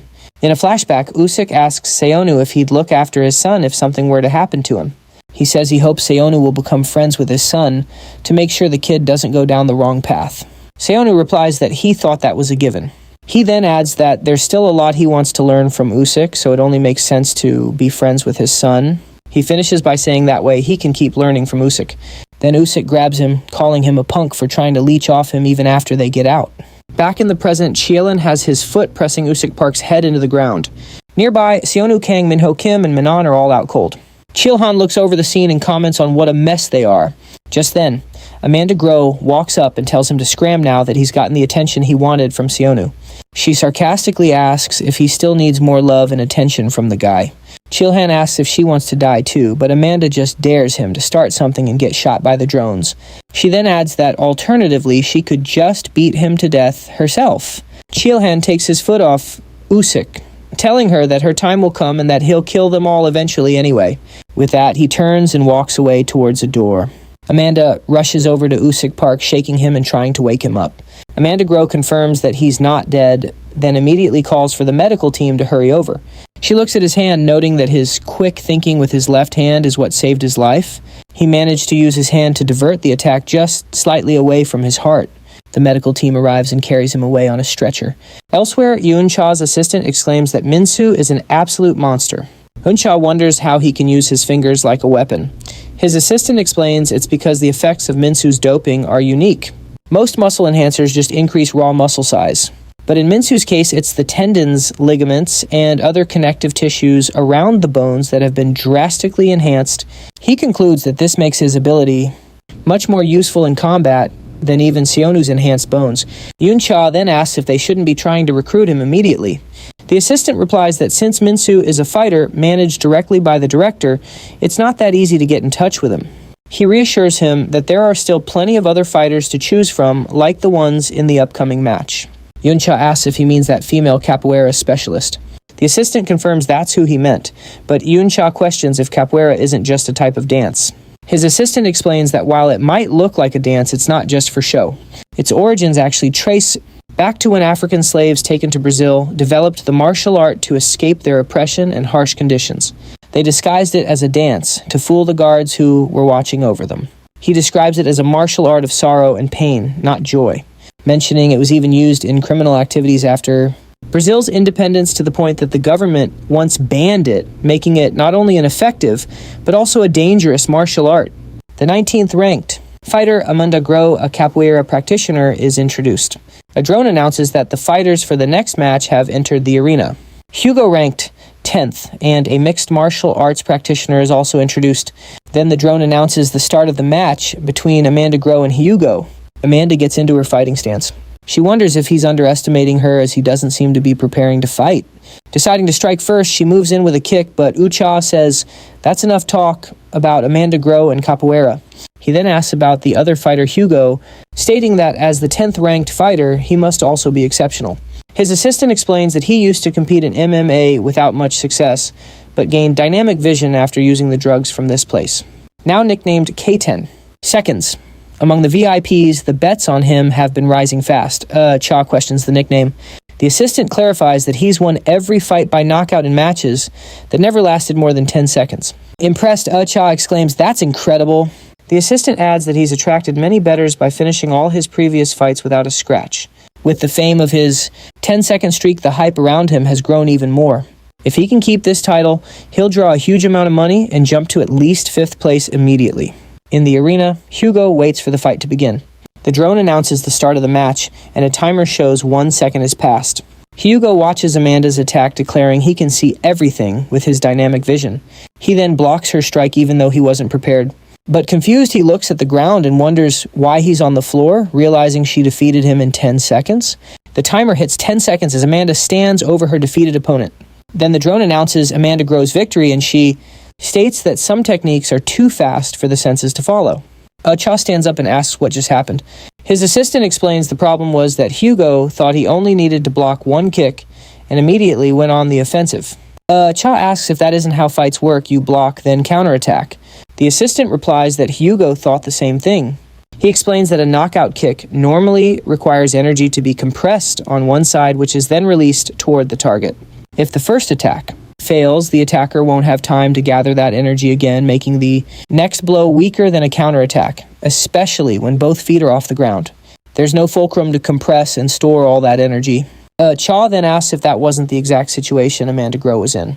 He points out that both of her feet were off the ground and her first attack missed. His assistant confirms that's exactly why Hugo tried to attack immediately, but he notes, there's one thing Hugo overlooked about Amanda Grow, and Ucha asks what it is. The assistant explains that capoeira uses both arms and legs as levers. He continues saying, Amanda received a power drug that increased her muscle density instead of size, making her attacks fast and powerful. He then explains that right now Amanda can attack with incredible power and speed no matter the situation. And because of this, there's simply no telling what she's truly capable of. Yu Yun-cha remarks that it looks like there are still some promising fighters out there after all. His assistant warns him that getting a meeting with her now is going to be incredibly difficult. And Yu Yun-cha asks why. He explains that since she knocked out K10 in just 10 seconds, she'll probably inherit his title. All the money in the VVIPs who were betting on him will now flock to her. Yu Yun-cha asks if his assistant can't handle a little competition. But the assistant reassures him, saying there's no need to rush, as there are still plenty of other interesting fighters. Yu Yun-cha asks if the next one is also a top 10 fighter, and he confirms it. The assistant states the next match should be very interesting, as the fighter will have no choice but to give it his all.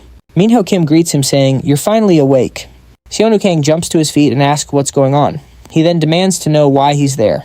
The young man immediately asks for Usyk, stopping mid-sentence as he tries to process what happened.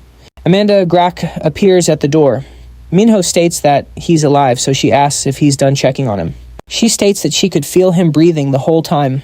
Amanda then reminds Minho that his match is soon and asks if he shouldn't be warming up. He replies that he knows, adding that this opponent might be the very reason he came here. In a flashback, a man assures him he'll help him find the person who killed his brother in combat. Minho Kim asks him how they're supposed to know who it is, since they don't even know his name. The man replies that they know he entered the combat wing and is a former boxer. He adds that he'll give more details later, but it's certain there aren't many ex-boxers in the wing. Back in the arena, the fighter Wanu, Choi, ranked 16th and a boxing specialist, is introduced. At this, the assistant begins to describe the 5th place holder. In 5th place is Le Assista practitioner working as a Russian bodyguard. He was also a former member of the Special Forces. Rumor has it he eliminated everyone who ever tried to harm his clients. During that time, he ended up under investigation for excessive force after killing 8 assailants, which is why his employer decided to drop him. However, a short time later, another man hired him as a bodyguard and gave him a new identity. The one who offered him this second chance and brought him here was Michael Lee, the head of the military contractor Pawn. Hearing this, Yu Yun-cha comments that without a connection at that level, the man would be worthless. Additionally, the assistant explains that after taking the stamina drug, he could move without limits, which is how he broke into the top 5. Moving on, the assistant gets to the 4th ranked fighter, mentioning he's connected to Chairman Sang-Soo Han of the country's largest construction company. Gyung Ho-go, ranked 4th, is a fighter specializing in combat taekwondo. He grew up deeply admiring his father, who was a master of the art, but for some reason he ended up on a completely different path. At this, Yu Yun-cha questions if taekwondo isn't just a sport geared toward competitions. In response, the assistant recalls a documentary that brought together masters of various martial arts to test the speed and power of their kicks. According to him, most of the strikes registered a force between 900 and 1,500 pounds. However, the capoeira kick clocked in at 1,900 pounds, which surprised everyone there. Next up, the final martial art evaluated in the test was taekwondo. At that moment, the registered impact hit an impressive 2,300 pounds, leaving Un-cha completely shocked. The assistant adds that Gyongo is an expert in combat taekwondo and that no one in this wing can even touch his power. Next, he introduces the 3rd ranked fighter, Ryan, a steroid junkie brought in by the president of CT Bio. Obsessed with getting stronger, Ryan underwent all kinds of experiments, including having steel fused directly to his bones. With constant drug use, warping his mind, he ended up becoming a completely unstable fighter. In 2nd place is Tier Ma, a wanted fugitive hired by Dong Soo Park. This shocks Un-cha, who can't believe a guy like that made it to 2nd place. The assistant explains that very little is known about this fighter, but there's one thing everyone knows. He's a psychopath who came here just to enjoy the thrill of killing without getting caught by the cops. His fighting style is so overwhelming that most of his opponents died without even realizing what hit them. Un-cha then exclaims that they are all total monsters. At this, the assistant states that the real monster is the number 1 ranked fighter, the former champion. Hearing this, Un-cha starts to ask who holds the top spot. Before he can get an answer, however, the doors are busted down by a huge man. Startled, Un-cha asks who he is. The newcomer apologizes, explaining he can't control his own strength. This is Kam, a Gurkha mercenary, and the number 1 ranked fighter. In shock, Un-cha yells for security. Immediately, drones approach Kam on high alert. Just then, another man enters, calling him a fool, and Un immediately recognizes him as his brother. Executive Director Ikyeon-cha asks if he really thought he could beat him here. In response, Un-cha reminds him of their bet and tells him to start packing his things. However, Ikyeon calls him an idiot for putting a student on the line in a bet that involves his position at the company. Un-cha reacts instantly to the taunt. His brother then warns him about breaking a certified bet and says he'd better not come crying for help later. Before leaving, he wishes Un-fun with the kid he brought and leaves with Kam. Un-cha is absolutely fuming with rage. He then yells at his assistant, asking what the hell is being done and ordering him to find someone who can defeat Kam. He then starts to wonder if it's too late and if the winner isn't supposed to come from the top 5. The assistant replies that the chances are indeed high, but points out that it's not an absolute rule. He explains that the effects of the drugs can be unpredictable, and because of that, some fighters emerge as dark horses from within the top 16. Although this process can take time, he says that's exactly the kind of fighter they are looking for. At this, Un-cha asks if he has anyone specific in mind, and the assistant reveals that in fact 5 names are already on their radar. The first is Ryoicha, who will fight Seonu. Besides him, he also mentions Amanda Groke and the judo master Wu Gangju. Continuing, he explains that the other two candidates are the very two who will face each other in the next round. They are two boxing underdogs, Minho Kim and Wonu Choi. In the arena, Minho Kim now faces Wonu Choi. Already in his fighting stance, he asks his opponent if he knows someone named Min Song Kim. Holding his fighting stance, Wonu Choi replies asking how he could possibly not know him. This answer really sets Minho Kim off. Minho Kim retorts that he knows his brother and that he gave up absolutely everything to find him. Minho then lands a solid punch right in Wonu Choi's face. He yells, demanding to know who he is. Another blow connects squarely, sending his opponent flying backward. Wonu Choi spits out some blood from the sheer force of the impact. Minho grabs him, demanding to know why he did it before landing a sharp kick to Wanu's face. The impact sends him flying violently into the wall. Minho Kim walks up and asks again why he did it, but a downed Wonu just says, "That's enough." Minho simply asks what he means by that. Wonu slowly begins to push himself up from the floor. He explains that he just needed to take a few hits for his drug to finally kick in. Wonu then muses that he was wondering if the speed drug had different levels. Minho throws a punch that misses only to be met with a swift kick to the head. Wonu attacks again, but his opponent manages to dodge it. He lunges forward, yelling for Minho to get back here. Minho realizes that no matter how fast he moves, he can't seem to find a single weak spot. Wonu reappears right in front of him, saying it seems his theory was correct, but Minho catches him off guard with a clean punch to the face. Wonu declares that was a punch at maximum speed. He then grabs Minho's head, making him cry out in pain. Minho is thrown a great distance, rolling across the floor from the momentum. Wonu states that while there's a risk of getting beat up, the effects of his drug are absolutely top-notch. He casually approaches and tells his opponent to stop moving so the referee can end the fight, concluding that this leaves him with no choice but to kill him. Minho suddenly remembers his brother's advice: when you think it's all over, take one last deep breath. His brother had told him that it would give him one final chance. Minho's heart starts pounding furiously. Wonu Choi instinctively leaps back to dodge the sudden explosive attack. Minho lands with so much force that the ground cracks underneath his feet. Wonu wonders if he also gets stronger after taking damage. In response, Minho charges forward with a powerful punch. Wonu decides he has to dodge this at his absolute maximum speed. He hurls himself to the side to escape, but Minho intercepts him in midair with a punch. He realizes he can't dodge anymore. Minho asks him, "Why did you kill my brother?" Then a devastating punch lands square on his face. The impact drives Wonu straight into the ground, which completely shatters beneath him. The director of the combat wing observes that it's the second transformation. Lying in the crater, Wonu Choi lets out a weak cough. Minho Kim approaches and asks for the last time why he killed his brother. This time, Wonu confirms that it's true and that Mong was in fact murdered. Minho Kim questions how Wonu would know his brother if he isn't the killer. Wonu replies that any boxer would know the champion holding the world record for title defenses. So Minho demands to know who would do something like that. Wonu starts to explain that there's an addict who specifically targets boxing champions, but he passes out before he can finish the sentence. Minho yells for him to say who it is before he blacks out, just as the drone announces that Wonu Choi cannot continue. The match comes to an end, with Minho Kim's victory as a notification pops up, showing the betting money has increased. Watching on a tablet, a man named Yuen Cha remarks that this kid Minho is incredible. The director's assistant notes that he underwent a second transformation without any drugs, and the director coolly states that the results of his experiments are starting to pay off. He adds that although they're not quite at regarding the power level of the first transcendent from 20 years ago, some are only now reaching 80% of the transformation. The director explains that they've been using the first Transcendent's genes as a base ever since he disappeared. He then wonders where that Transcendent went, bummed out that he vanished. Meanwhile, Seonu Kang is absolutely wrecking a door. He's pushing himself hard in training, insisting he needs to go even further. Minon approaches and asks why he doesn't just take a break for a bit. He then jokingly asks if Seonu is trying to tear the whole place down. Minon warns him that if he keeps up this pace, he'll burn himself out before the match even starts.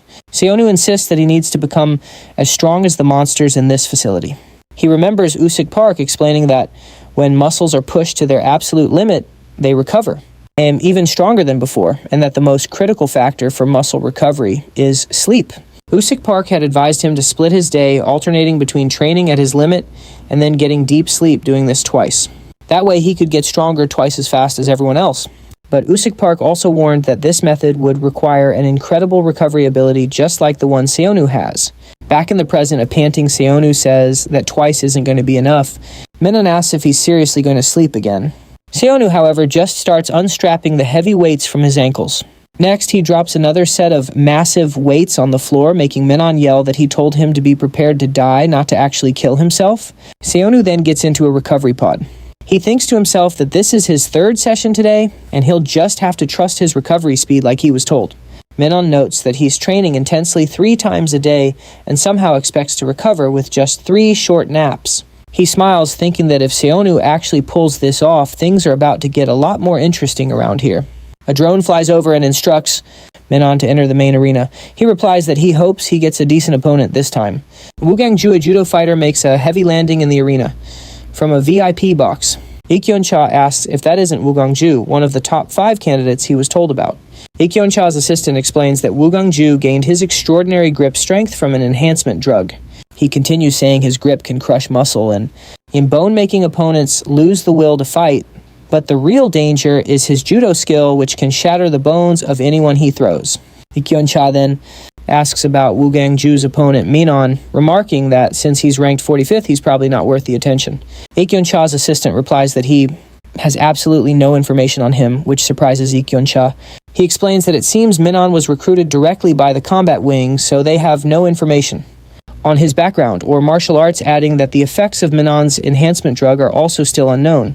Down in the arena, Minon casually licks his own arm as he's announced. Woo Gang-ju is introduced as the 15th ranked fighter and a judo practitioner. Then the start of the fight between Woo Gang-ju and Minon is announced. Woo Gang-ju declares there's no need to drag this out and that they should end it in a single blow. Minon dodges his attack and simply replies, "Sure." He appears behind Woo Gang-ju, pointing out his back is wide open, but Woo Gang-ju suddenly grabs him and declares, "1 point." Woo Gang-ju slams Minon straight into the ground, which shatters on impact, but in a shocking twist, it's Woo Gang-ju who ends up embedded in the arena wall. Ik-yeon-cha screams in disbelief, but he was the one who got smashed into the ground. Ik-yeon-cha's assistant says that while he knew Minon was skilled, he never expected the fight to be over so quickly. Then the drone announces the match is over, declaring Woo Gang-ju unable to continue. Woo Gang's lifeless body slumps to the floor as Minon is declared the winner of the match. Ik-yeon-cha asks what in the world just happened and why Woo Gang-ju is in such a state. The assistant replies that he has no idea and that nothing like this has ever happened before.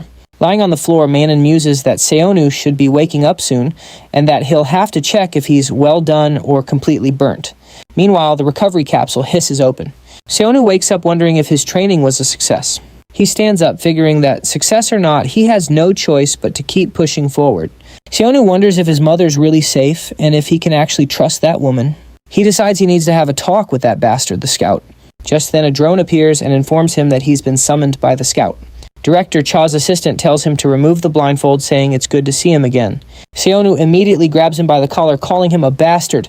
The man tells him to calm down, warning that he won't get anything if he dies here, but Seonu retorts that he has nothing to lose and that he'd better start talking straight. He then demands to know if the man knows where his parents are. The assistant calmly replies that of course he knows, and in fact, he's taking care of them right at this very moment. Seonu yells at him not to lie, shouting that he overheard someone in the recovery room talking about getting rid of his parents. The assistant admits the VIP did ask him to do that, but he simply claimed Seonu's parents had disappeared while he secretly continued to look after them. Pushing Seonu's hand away, the man states that he's already bet everything on him.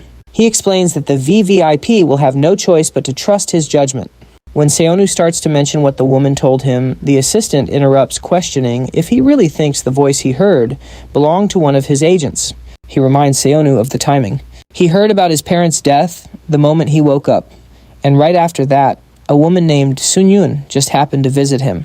The assistant then asks him if he truly believes all of this was just a coincidence. He insists everything she says is a lie, which is why her own father kicked her out of the company to protect his 2 sons. Seonu calls him a fool, insisting that the woman knew his parents. The assistant asks what proof she offered, and Seonu admits she had none, since nothing is allowed inside the recovery room. The man then asks, "In that case, how about this?" Rolling up his sleeve, he reveals a message written on his arm. "Son, I'm okay. Don't worry about me." Seonu immediately recognizes his mother's handwriting. The assistant points out that she even wrote the date proving who she was with today, but Seonu argues that handwriting can be easily forged. The assistant says the decision to believe him is his to make, but first he'll lay out his plan. He explains that to get his boss, Director Cha, interested in Seonu again, he deliberately exaggerated his opponent's skills to draw his attention. If Seonu can beat that person, Director Cha will have no other choice but to back him. All Seonu has to do is win and his problems will be solved. Seonu quickly asks who his next opponent is, just as a fighter named Ryo Icha enters the arena. Director Cha's assistant points out that Sunyun isn't actually interested in winning the championship, but only in ruining her brother's plans. He continues explaining that she has no reason to protect Seonu Kang's parents, and warns him that if he doesn't choose to work with them, he won't be able to protect his parents anymore either. Seonu wonders who he should trust, but he has no time to figure out who's telling the truth right now because none of it will matter if he doesn't defeat Ryoichi. From his box, Ucheon-go remarks that if Seonu is eliminated, the look on Sunyun-cha's face will be priceless. Sunyun-cha simply replies that they'll see who's smiling when it's all over. In the arena, Ryoichi takes his fighting stance. Looking at his stance, Seonu deduces that a calf kick would be effective against that type of striker. He then moves toward Ryo, but Ryoichi strikes first with a kick. Seonu moves to dodge and counterattack, but Ryo catches his leg. Ryo throws him to the ground and lands a punch. He attacks again while Seonu is still down, but Seonu manages to roll away, dodging the blow. Ucheon-go is surprised by the ground techniques, as he believed Ryo specialized in striking. His assistant explains that there are no holds barred when it comes to Ryoichi's attacks. He elaborates that in Kudo, they also practice grappling techniques like throws and joint locks. Furthermore, they practice headbutts and groin attacks, which Ucheon-go considers dirty fighting. The assistant concludes that facing Ryo in close combat is a nightmare, since they'll use any attack possible with their bare hands. Back in the arena, the two fighters face off once more. Ryoichi watches his opponent closely, noticing that Seonu doesn't show the slightest hint of fear. Seonu then lunges in with a punch. Ryo dodges Seonu's punch and counters with a kick to the torso. Seonu hits the mat from the force of the impact. Satisfied, Ucheon-go declares that the kid is finally done for. Ryoichi notices something and wonders why his opponent is smiling. Lying on the ground, Seonu just grins up at him. Ryo charges, yelling that he'll wipe that smirk right off his face. Seonu latches onto his opponent, who asks if he really thinks that will work.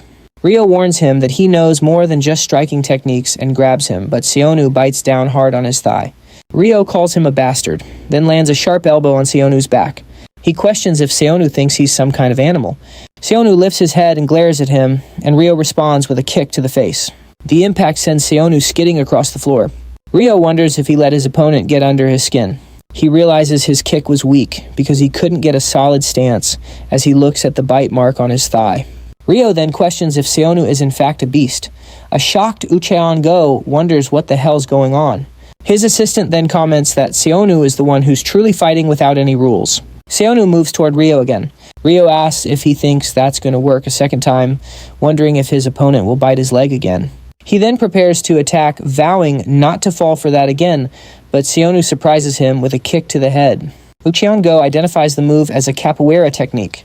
In a flashback, Seonu asks Amanda Gracia to use some of capoeira's deadliest techniques on him. He then confirms the request, pointing to himself. Amanda questions him, asking if he's underestimating the power of capoeira. She then closes the distance and lands a swift kick to his head. The blow sends Seonu crashing to the ground. Amanda then asks if he's figured it out yet, that he has a talent for copying any technique he's been hit with. Back in the present, Seonu's kick connects squarely with Ryo's face. Propped on one hand, Seonu launches himself upward. Ucheon-go exclaims that it was a groin kick straight to his face. Ryo grabs his opponent's leg, wondering how anyone can move like that, but Seonu hits him with another kick to the head. The blow sends Ryo flying through the air. He lands hard on the arena floor. Seonu advances on him again. Seonu thinks that his body is moving just as he wants, and that one more calf kick should end the fight. Ryo gets up and takes his fighting stance. He admits he didn't foresee Seonu's wild and unpredictable moves, but now he'll treat him like a beast to be hunted. Then Ryo charges toward him.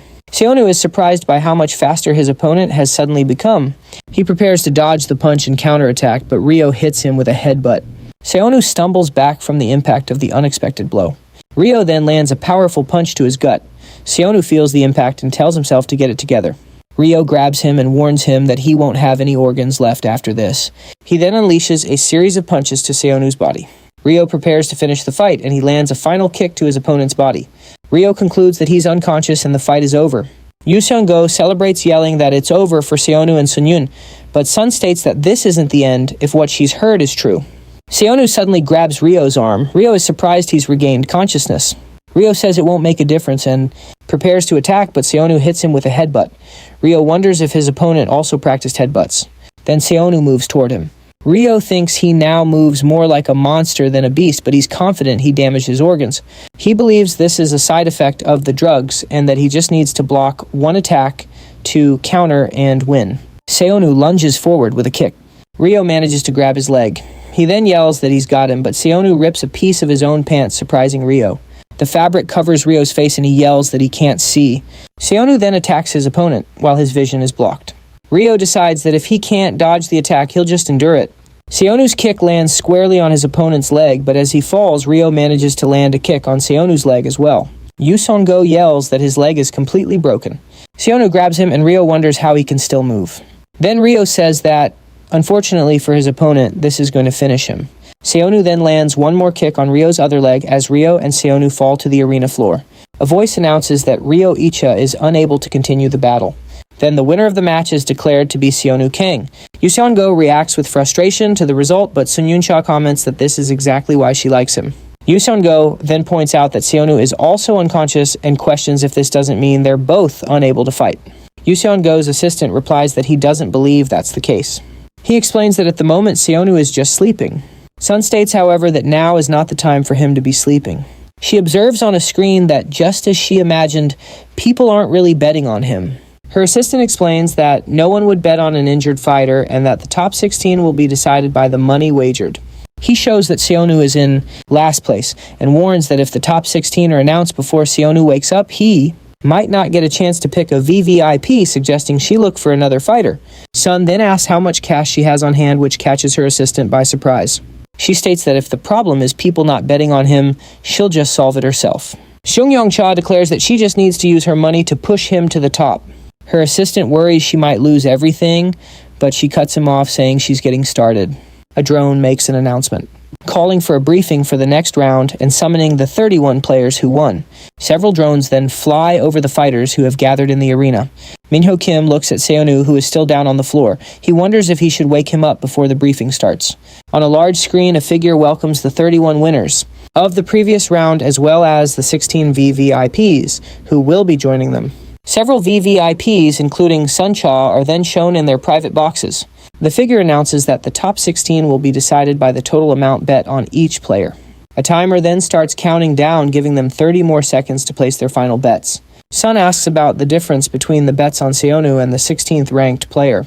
Her assistant replies that the difference is 2 billion won and will likely grow in the final seconds. She then orders him to bet all the money she has on Seonu right this instant. He warns her that it's 4 billion won and that it will all be for nothing if Seonu doesn't make the top 16. The assistant insists that she needs to give up on Seonu and bet on another fighter immediately, but Sun Cha calmly tells him to place the bet anyway. He then asks her why she's doing all of this. She turns and yells at him to place the bet now. The time for betting runs out. Back in the private box, the two wait for the results. The assistant reports that he transferred all the money as she instructed. He reminds her she's already spent a fortune controlling her brothers and asks why she's risking it all now. Sun simply asks what the current betting rank is. Her assistant explains that the rankings were hidden once the countdown began. She then concludes that they'll just have to wait for the official announcement. The figure on the screen announces that they will now reveal the new rankings, informing them that they'll start by announcing the top 5. The screen reveals that Cam Ryan, Gaiho Gole, and Tim Ma are the top 5. Minho Kim reacts with surprise at the new rankings. Minho Kim observes that there are still some tough fighters left. The figure on the screen announces they will reveal the next 5 rankings. The screen shows Wu Gangju Amanda Grow. Yusong-go Kenda and Manon are ranked from 6th to 10th. Seeing that Amanda is in 7th place, Minho wonders if he's going to make the cut. The announcer then proceeds to the next 5 names. The screen reveals that Miguel Bishop Sunbom Carl and Ricardo are ranked from 11th to 15th. Sun Cha's assistant nervously points out that there's only 1 spot left. The figure on the screen prepares to announce the 16th ranked player. He reveals the total bet was 4.6 billion won and describes him as a former street fighter. The screen then shows Boncho Gu as the 16th ranked fighter. Sun Cha's assistant reacts with utter shock to the final result.